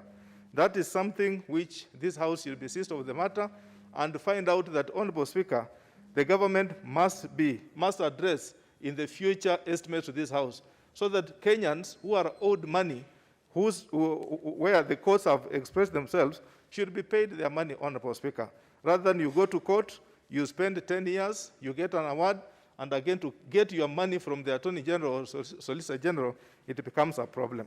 Honorable Speaker, what is also noted in these supplementary estimates is the ballooning in incomplete projects. Honorable Speaker, there are projects, the way the chair budget has alluded to, that began about 38 years ago. There are projects which are 10 years ago, which are 10 years old. We would want, Honorable Speaker, since these projects are now reflecting at the moment, let the Auditor General give us their values, their present estimates, and evaluate all of them so that we can be able, Honorable Speaker, to know how much do they cost and what was the initial cost. For example, Honorable Speaker, there is a project whose initial cost was 3 billion, but now when you look at the final demand note from the departmental committee at the moment, is costing about 7 billion shillings. Honorable Speaker, that enlargement is what we would want to avoid. Honorable Speaker, finally, we take cognizance of Equalization Fund, which in this supplementary budget, Honorable Speaker, the fund has existed. Money was deposited into the fund for several years, but money has not been dispersed for the purpose for which it was intended. That means, Honorable Speaker, that money has been lying idle, yet constituents, yet various counties require and voters and Kenyans need the money to be used for the purpose it was voted for. Therefore, with that, Honorable Speaker, I beg to second.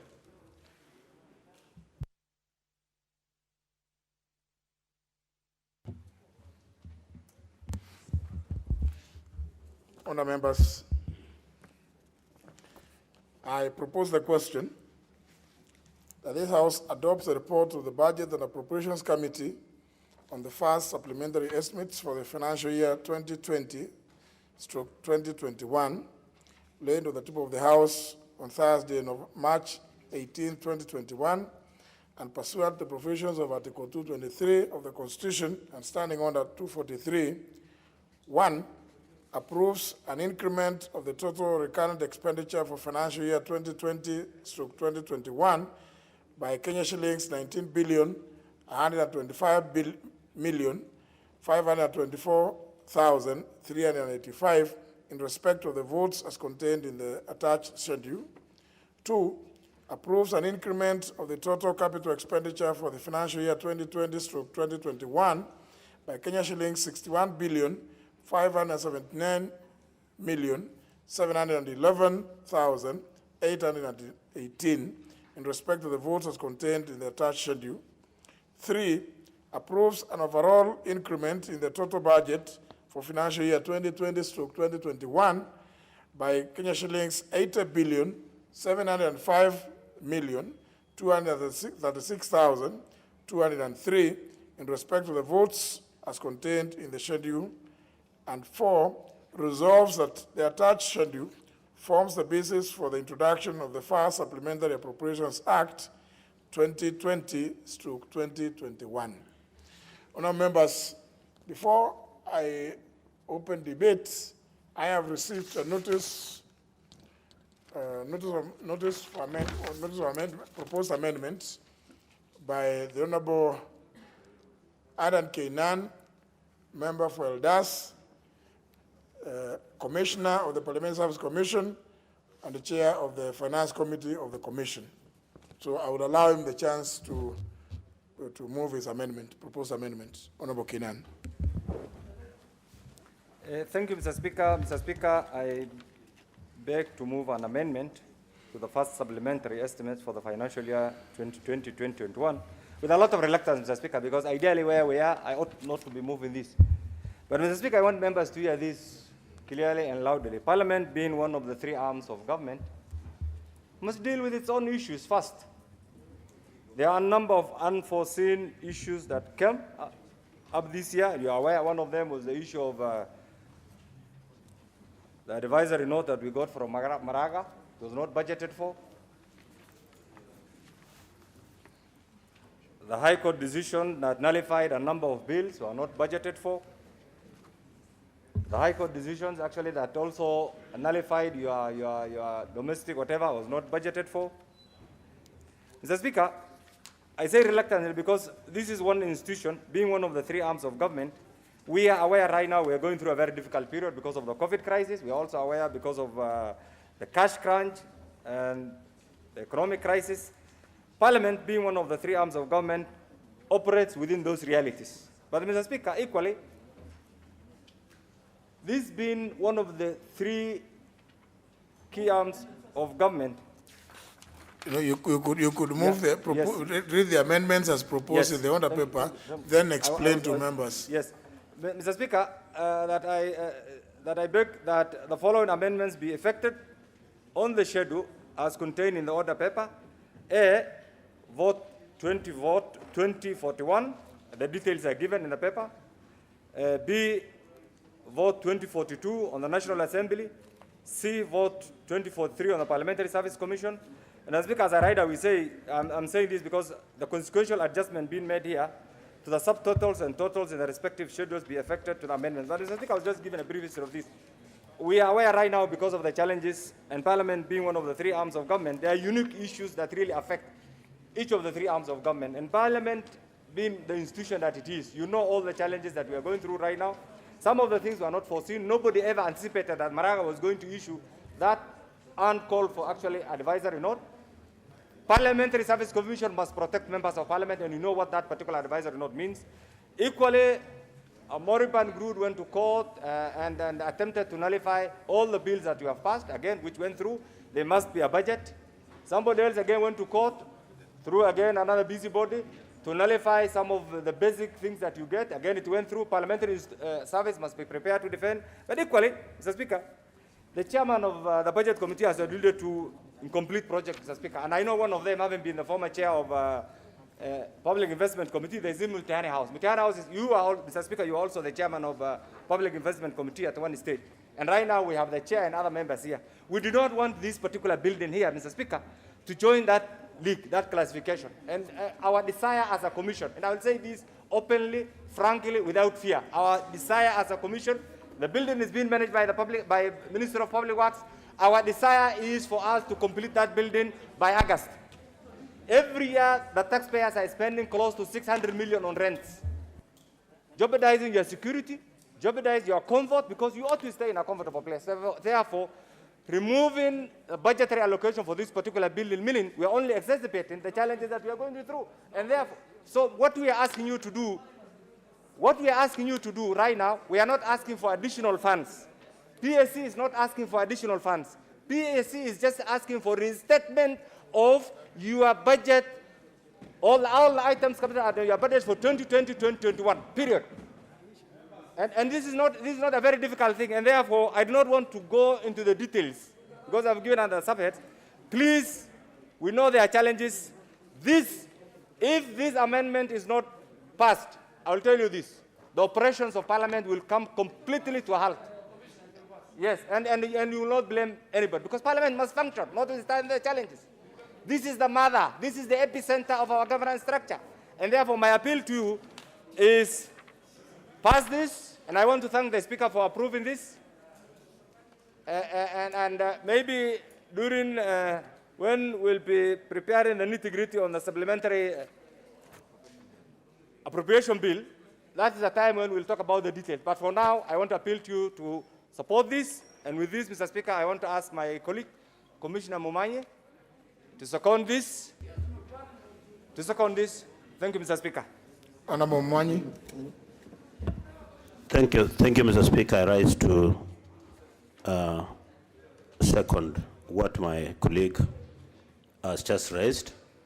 Mr. Speaker, the Commission is mandated to take care of the welfare of the members of this House and also our staff. And indeed, we recommend that these amendments be adopted, Mr. Speaker, so that the activities and the welfare, most of the activities in this House doesn't come to a halt. Therefore, Mr. Speaker, I wish to second and and recommend that the amendments be adopted. Thank you.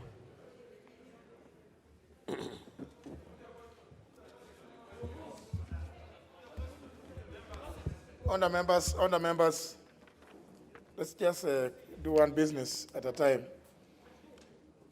I did give you an indication that the Honourable Kenan was to move an amendment which he has. It has been seconded. So I have to propose the question that the following amendments be effected on the schedule as contained in the order paper. A, vote 2041, which is the Parliamentary Service Commission. B, vote 2042, the National Assembly.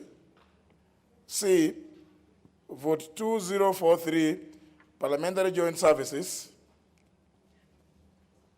And that the consequential adjustments be made to the subtotals and totals in respect of schedules to effect the amendments.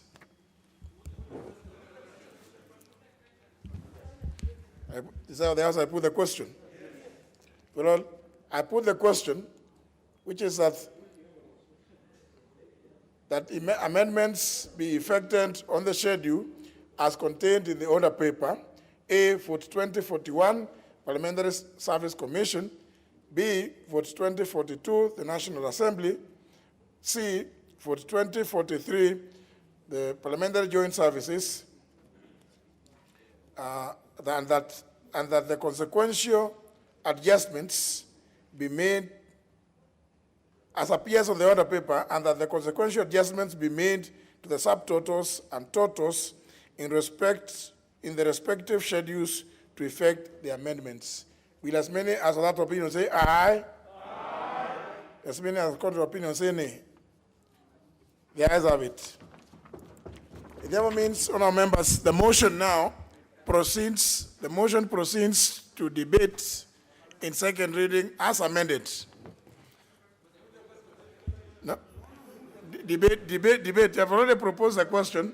I see that the honourable,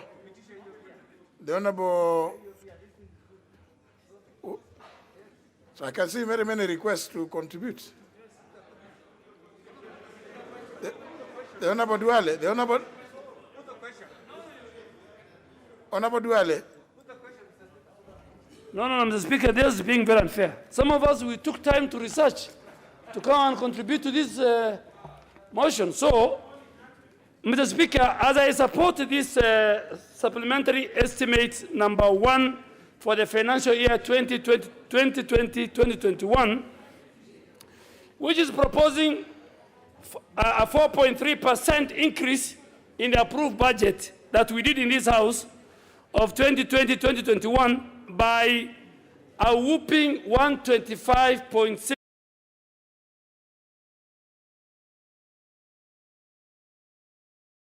in the form of recurrent. Development vote of 59.8 billion and a 3.2 billion. Mr. Speaker, the consolidated service expenditure has increased by about 45.6 billion. And Mr. Speaker, the National Treasury, in bringing this supplementary budget, have raised a number of reasons. What precipitated the National Treasury to bring this budget? One of them, they say, is the intervention they want to do on COVID-19. 2, they are saying they want to pay pending bills. 3 is because of salary adjustment. 4, there are changes which they have made in as far as projects related to development partners. And number 5, the reason they are giving is the rationalization of the budget, among many other challenges. The Speaker, the gainers in this supplementary, for the House will see, is Teacher Service Commission, 7.9 billion for personal enrollment, the agriculture sector, crop department, 12.9 billion specifically for maize subsidies. So we expect that once the House approves this and do the appropriation, supplementary appropriation, 12.2 billion, 12.9 billion will go to maize subsidy. Department of Defense is getting 6.6 billion, while the National Intelligence Service is getting 6.5. Who are the losers? The tourism department, 2.5. The National Treasury itself, 4.6. Department of Wildlife. So this is what's going to happen. Mr. Speaker, I want to thank the committee. For the first time, there were about 4 subsequent years where there was arrears in CDF. Arrears in CDF. And I want to thank this committee and the chair that item has come to an end by the passage of this supplementary of 13.6 billion. It will close, and we expect the minister, once the president signs the supplementary appropriation bill, that amount of money is closed. Mr. Speaker, I really want us to do 2 things. Finally, as I finish, we must amend Section 44 of the PFM Act, not to allow the National Treasury to bring supplementary as we approach close to the end of the financial year.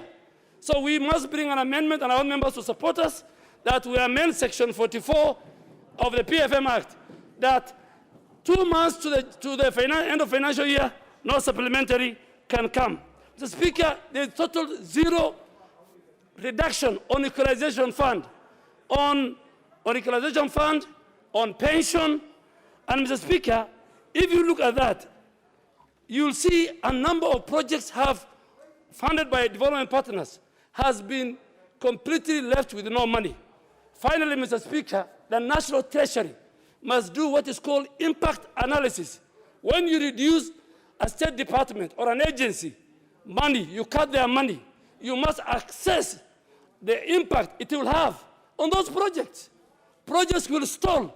You don't just sit. So the National Treasury, Mr. Speaker, must do that. Mr. Speaker, finally, we must amend the Parliamentary Service Commission Act. We must give more powers to the Parliamentary Budget Office to do audit work, to have more legislative powers in order to make sure that this House does not lose the powers of budget-making process. The Budget Parliamentary Office is a technical arm, and I want to thank the men and women led by the director and the clerk for doing good service. Finally, Mr. Speaker, committees, where they submit their report to the Budget Committee, their input must be considered. If they are not going to be considered, there is no need of referring the estimates to the departmental committee. You can as well send it to the Budget Committee.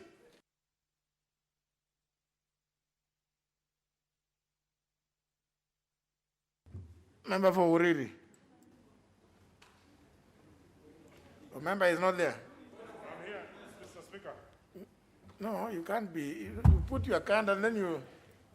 Thank you, Mr. Speaker. I rise to support this motion on the first supplementary for this financial year. Mr. Speaker, but I wanted to just mention a few things that we noticed while we were deliberating on this supplementary. Whereas Treasury continues to say that there's a drop in revenue collection and that we are operating during difficult times and the issue of pending bills, the truth of the matter, Mr. Speaker, is that it is not as much reflected in this supplementary as they purport, because you see this supplementary is actually increasing the spend by a further almost 150 billion. Mr. Speaker, we also did notice that there continues to be a breach in the use of Article 223, whereby Treasury spends money and then comes and seeks parliamentary approval. And I just wanted to urge my colleagues in the departmental committees to be a bit more keen on their expenditures that are done under Article 223 so that they interrogate the committees, the aligned ministries, a bit more on this. Mr. Speaker, every single supplementary, we continue to see an attempt by Treasury to cut CDF. And I want to thank the members of this House for showing Treasury that CDF is a no-go zone. Every single supplementary, they have always cut it, and they almost want to use it as a negotiating tool for all the other things that they want to put in the supplementary budget. And we do hope that this is going to be the last thing. One of the shocking things that we also did notice, Mr. Speaker, is that there was cut on salaries, meaning that the process of preparing supplementary budgets doesn't seem to have some science behind it, that it is just an arbitrary cut on an Excel sheet top to bottom. That's why we keep on getting amendments going forward, and we have told Treasury as much. Mr. Speaker, we continue to fund state-owned enterprises. One particular one is a poster. Poster, up to this financial year, has actually been funding itself. But in this supplementary, we have actually regularized about 810 million that they have. But when we look further, Mr. Speaker, we find that Poster is still owed about 1.7 billion by the Ministry of Interior. So government owing another government agency money, and that government agency almost going into receivership, actually almost closing shop, and we continue to fund it from taxpayers.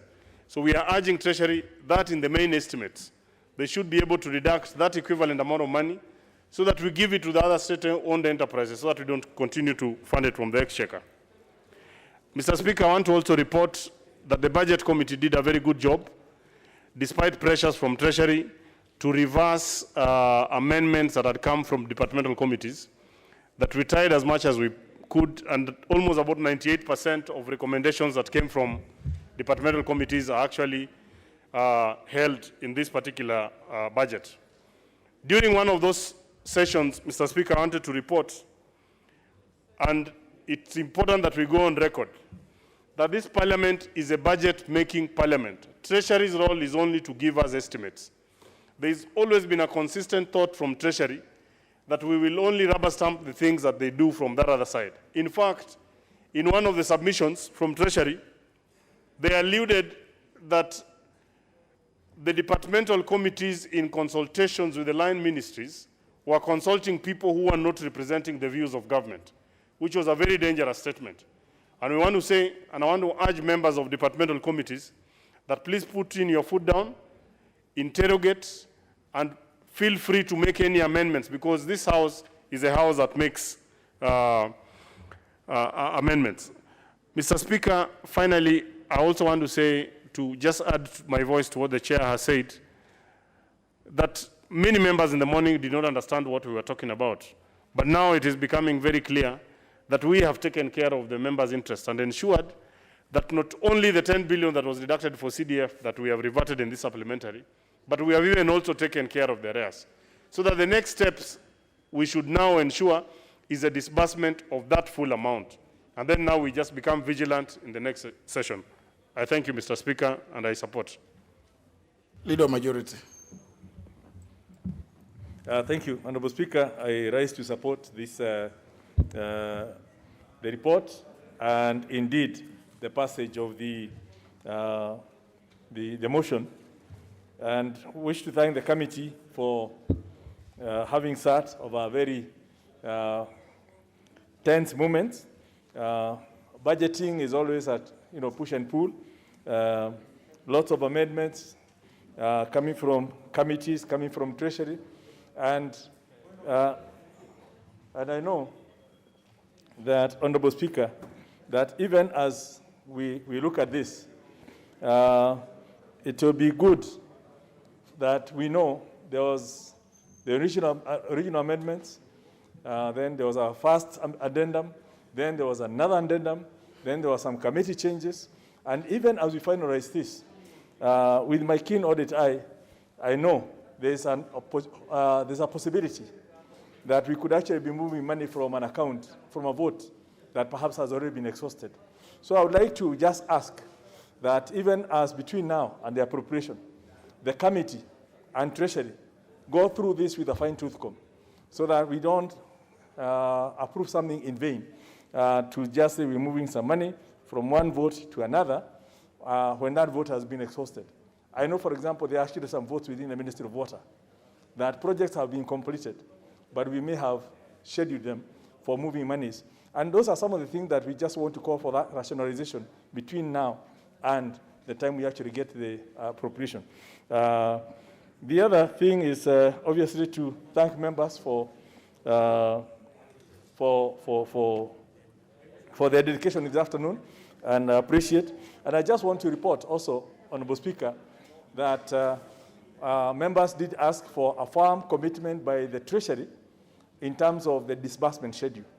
I want to report here that the CS for Treasury has written to the clerk, and I have a copy of that letter, showing putting in writing what I actually said today in terms of the disbursement program on how the whole money will be disbursed. So we have it in writing by communication from Treasury to the clerk of the National Assembly, and I think that should put that matter to rest. We shall hold him now to account based on that commitment that he has put. So I think we are making good progress, and I want to thank members for raising the issue. And now that we have secured, we can make progress and move forward. With those few remarks, I beg to support. Member for Funyula. Thank you, Honorable Speaker. I stand also to support the report of the Budget and Appropriation Committee on its consideration of the Supplementary Budget 1. Honorable Speaker, it's worthwhile to note that before the amendments we have done moved by the Parliamentary Service Commission, there was going to be an increase of close to 80 billion on the budget that was approved in this just about to be concluded financial year, amounting to 4.3% increase. Honorable Speaker, of course, the most worrying thing all along is that the revenue collections have continued to reduce, yet we have continued to increase expenditure on the other hand, which actually does not make a lot of sense, but the reasons given by Treasury for the increase in the budget seems plausible in some instances, in others do not really make a lot of sense. However, the question of worry, Honorable Speaker, is the increase of the deficit from 7.5, probably now it could go beyond 9%. Honorable Speaker, that means that the deficit has to be financed by borrowing, either from the local market or more expensive avenues like the sovereign bond and the rest of the things. Honorable Speaker, our appetite for debt is starting to alarm every person in this country, and it might be necessary for us as a Parliament, as the National Assembly, to have a critical look at the various debt management strategies that are being presented to this House. Honorable Speaker, it's also worrying that the increase seems to be directed towards non-productive sectors. The productive sectors like tourism, trade, industry have been stripped most of their resources in terms of development funding, and in some cases, before the second schedule was brought, they had actually cut personal emolument, and knowing that most of these two sectors are labor intensive and require proper funding for purposes of running the various programs. This is what we are called, Honorable Speaker, warped priorities, wrong priorities in terms of managing the economy of this country. At this rate, Honorable Speaker, we are not going to grow this economy. We are going to continuously shrink this economy because you can't keep on investing in unproductive sectors, and where you sit, you think we are going to expand this economy. Honorable Speaker, we are seriously have wrong priorities that are not going to take us anywhere, Honorable Speaker. Another worrying issue, Honorable Speaker, is the ever-increasing pending bill. As we stand today, it's reported 150 billion amounts to pending bills. Honorable Speaker, most of these pending bills are owed to medium and small enterprises. The economic hardship we are subjecting to these people is untold. Whenever you open many newspapers nowadays, about 3 to 4 pages are all about auction of private and personal properties that were given as lien for purpose of getting some financing facilities. Honorable Speaker, unless we calm down and seriously think, we are not going to grow this economy, we are continuously going to shrink this economy. Honorable Speaker, the issue of illegality. The report has highlighted various areas of illegality. It is untenable and it's inconceivable that the Budget Appropriation Committee has let the Treasury off the hook in these glaring illegalities. Honorable Speaker, new items are not permitted to be introduced in the supplementary budget. This is contrary to Regulation 48 of the PFM regulations. Honorable Speaker, Many programs have increased beyond the 10%. Honorable Speaker, that again is contrary to the law. Finally, Honorable Speaker, the various cuts in various programs are going to create a crisis of ballooning pending bills and stalled projects. For example, Honorable Speaker, cutting the State Department for Cooperative Development budget by a whopping 200 million, you are seriously incapacitating the department. With those few remarks, Honorable Speaker, I hope in the next supplementary budget and the main budget, these issues will be considered for review. Thank you, Honorable Speaker. Member for Dagoretti South.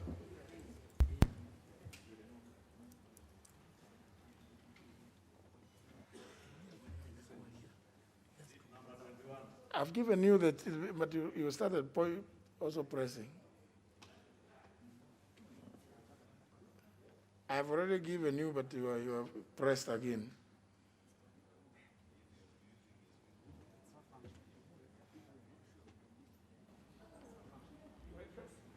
Can you move in front? Maybe there's...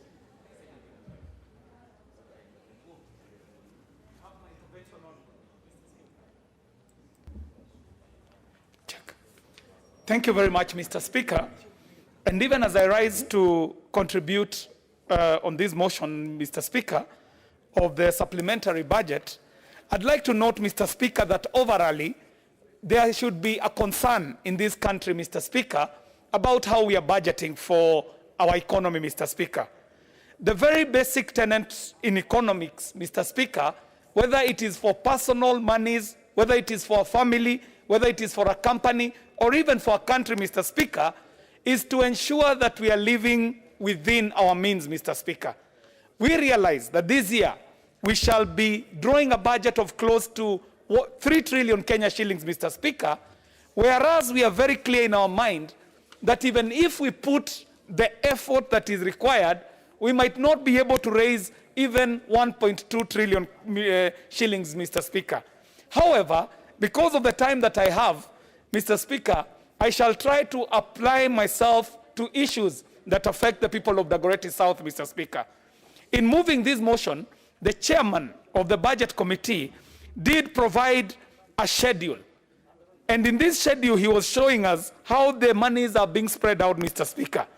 And on this schedule, there is a vote code 1011, which is the executive office of the president, Mr. Speaker.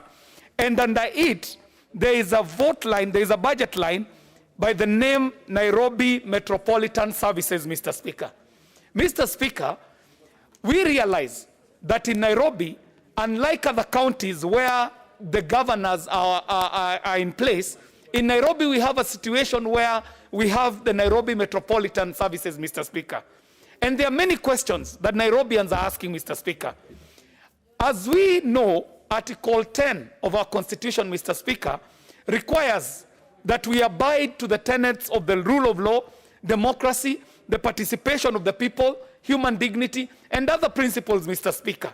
However, with the Nairobi Metropolitan Services, we do not even understand where we stand as a county, because the legality of how this entity came to being is a question on its own. However, when it comes to money matters, Mr. Speaker, there are quite a number of questions that we raise as Nairobians. One, we would like to know, when these two governments were negotiating for transfer of functions, Mr. Speaker, how are they planning to resource these functions? Because Nairobi Metropolitan Services, Mr. Speaker, cannot exist in the office of the president, Mr. Speaker. How did they intend for these monies to be appropriated to this county through the office of the president, Mr. Speaker?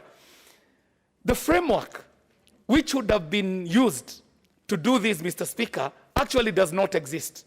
Mr. Speaker, we would like to know, as the people of Nairobi, why is it that the monies that are being appropriated to Nairobi Metropolitan Services, why are they not being allocated to the Ministry of Devolution and ASAL, Mr. Speaker, where then they would have been channeled to the appropriate line ministries, because then we would have a line of reporting. We would be able to even oversight these monies as Parliament. But as it sits right now, we do not know where to follow these monies, Mr. Speaker. The same question applies for the revenues that Nairobi City County will raise this year. How will these revenues be oversighted? Because as it sits right now, NMS is not answerable to the City County Assembly of Nairobi, Mr. Speaker. Mr. Speaker, we are keen to know, how will Nairobi City County budget for these monies, Mr. Speaker? Because we do not know if these budgets are going to originate from the city, from City Hall, or whether they are going to originate from this house, Mr. Speaker.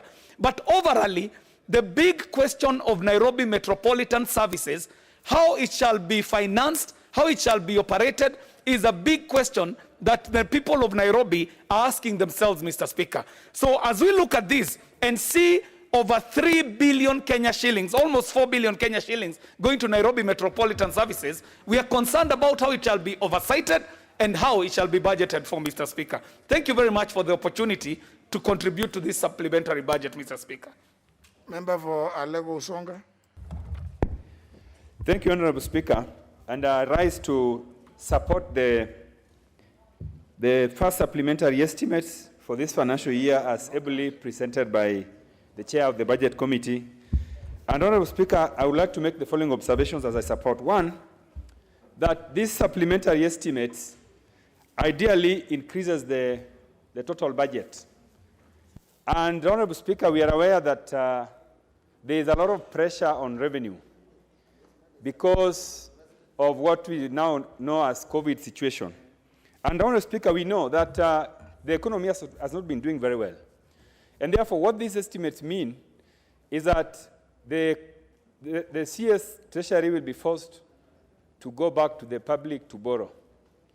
And we are aware that one of the things that the pressure that we are going to face as a House is to see how to manage the fiscal deficit.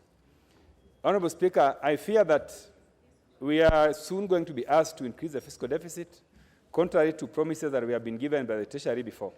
I think this House must be aware that continuous increases in budget estimates have a negative effect of increasing our fiscal deficit, and this is going to be a problem for the economy. Two, Honorable Speaker, a lot of allocations in this supplementary budget are aimed at bailing out struggling government entities. There are a number of government entities that are struggling, that are not able to sustain themselves. They are not able to raise their own revenues, and therefore they have to come back to the public, to Parliament to appropriate resources for them to survive. I think this is not going to be sustainable, and this House must ensure that those entities are either wound up or they are sold so that they do not continue to stand on the government resources. Honorable Speaker, the third observation I want to make is the continuous abuse of Article 223, which the Treasury has continued to use to spend resources even to start serious infrastructural projects. Honorable Speaker, immediately this House passes the budgets. That is the time when the government, the executive, begins to initiate even huge projects using Article 223. And I think this is really undermining the constitutionality of this House as a budget-making House. And I think this House needs to be very vigilant and ensure that development projects that are started using this 223 are avoided, and that we do not confirm those expenditures.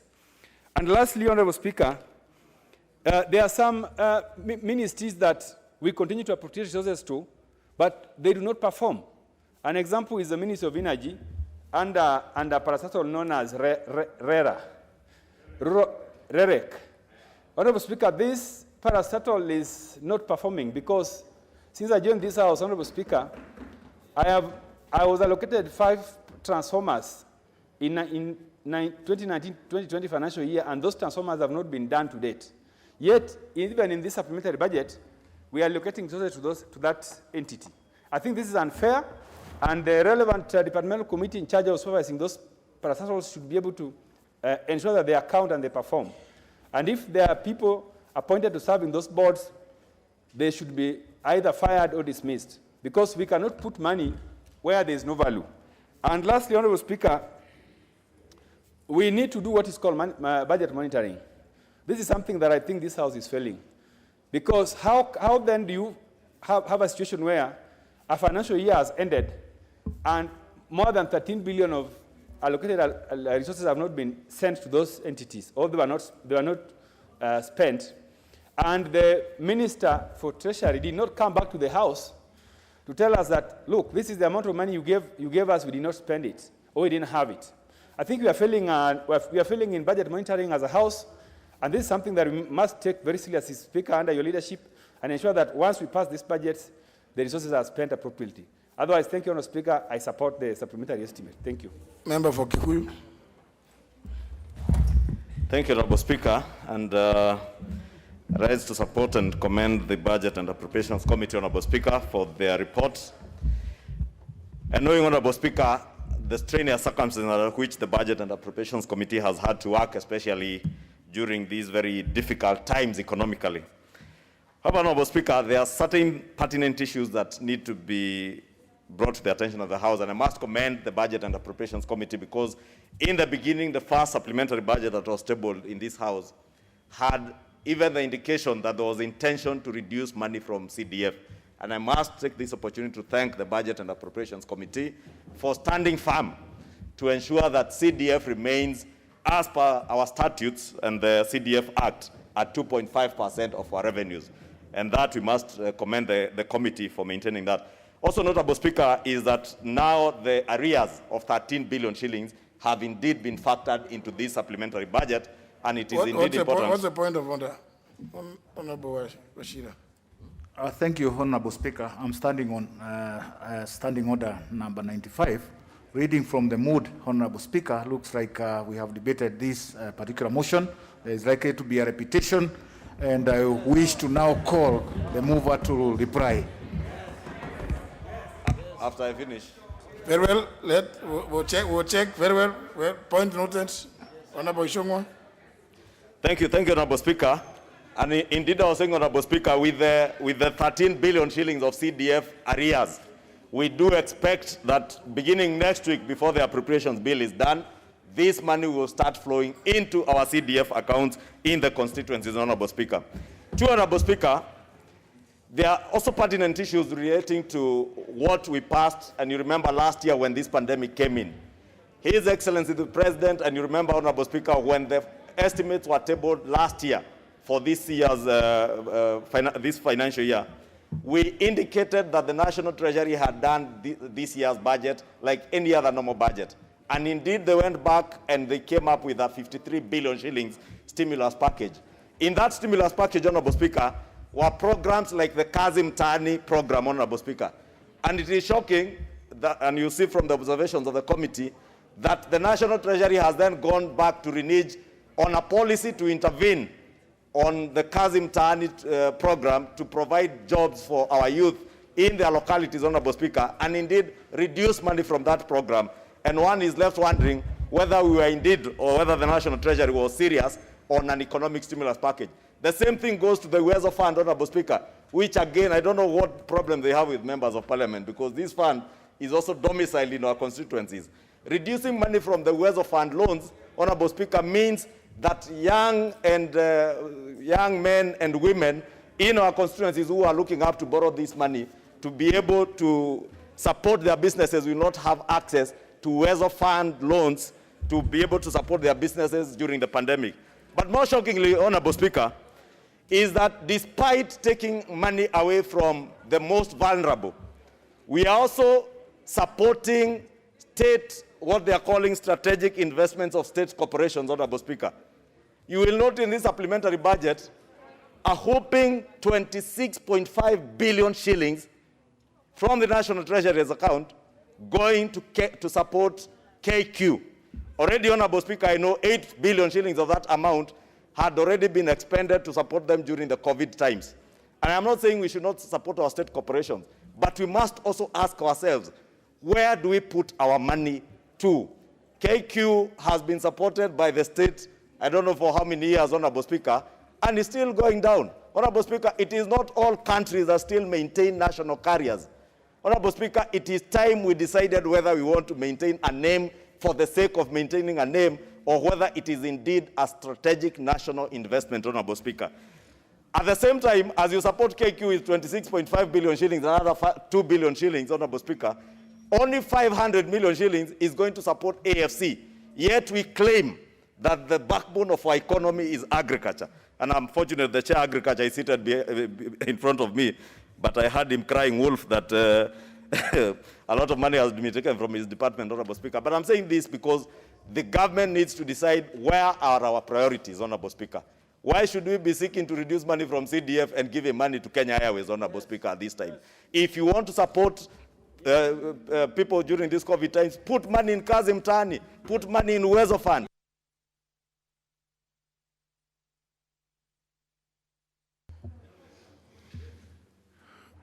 Well, it did appear like there was the member from Mwea rose and they claimed that that the mover be called upon to reply. Well, honor members, you are the owners of these processes.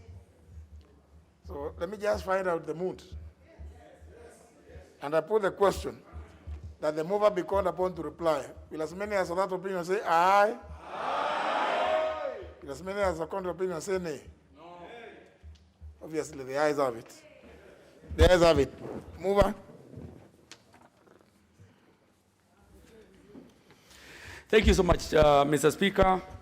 And I want from the onset, to thank all the members who have contributed, and also thank those who have not contributed, and I seek for their indulgence, because most of the issues have been captured. Mr. Speaker, I want to give an undertaking that the issues that have been canvassed here, the issues that need follow-up, the issue, for example, of CDF, the arrears, we will make sure that the arrears are paid in this financial year. Mr. Speaker, I want to give this undertaking, honorable members, that all the issues that you have also raised about the pending bills is a concern to us, and Mr. Speaker, I want to give an undertaking to this House that we will do our best. Mr. Speaker, I beg to reply. Before I put the question, I want to say that I have already done the head count, and I confirm that we have more than the requisite quorum. But honor members, particularly members who sit on the front benches, I want to encourage you at all times, follow the example of the leader of the majority party who always remembers to carry his card, so that when you are sitting in the front, don't be raising your hand and trying to jump and do some little jig on your seat. When you do jigs, I'm not able to see. It's not reflected on the machine here. Member for Kandara, you are not among those ones. I'm sorry, but I suspect you wanted to contribute to the other one, the earlier one. No.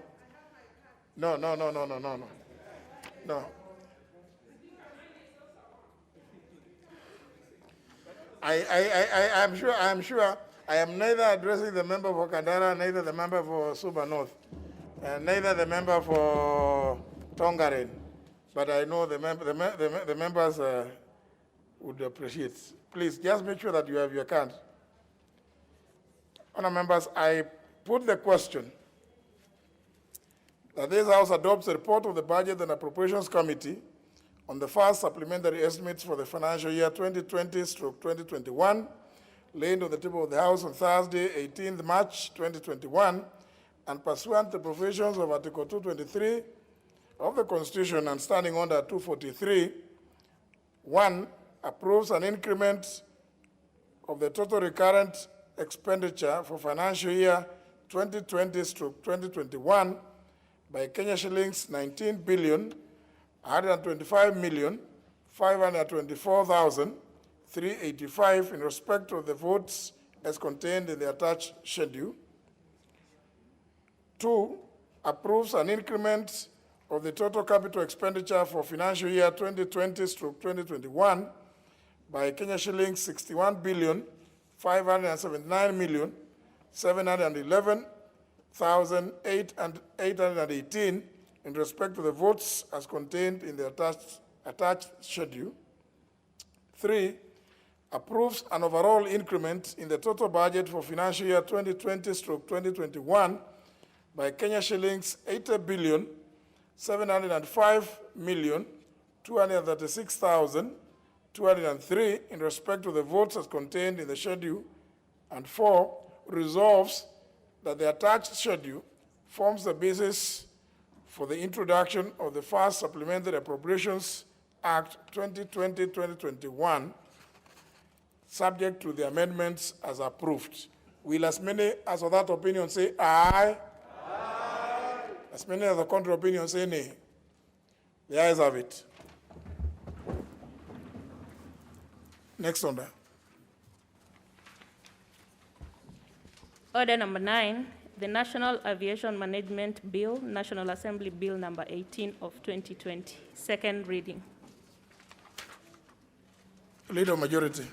Yes, Honorable Speaker, I would wish to request, with the indulgence of the House, that I step down this bill until an appropriate time.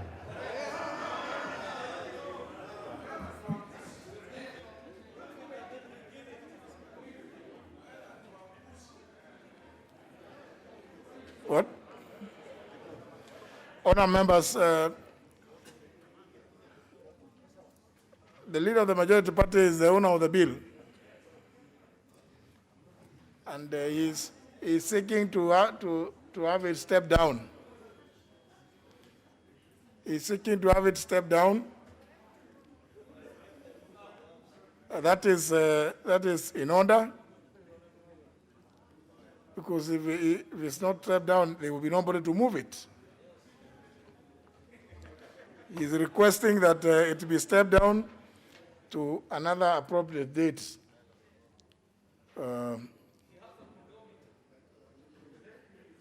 What do you mean? There's no debate on our members on this. There's nothing to ventilate on it.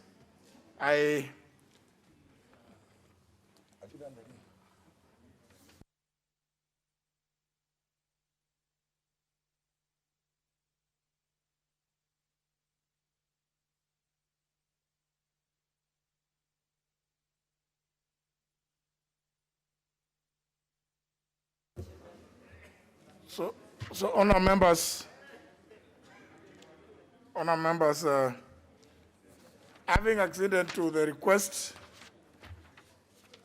by the leader of the majority party to stand down the business appearing as order number 9, which was the only other business for consideration by the House this afternoon, there is no other business. Therefore, honour members,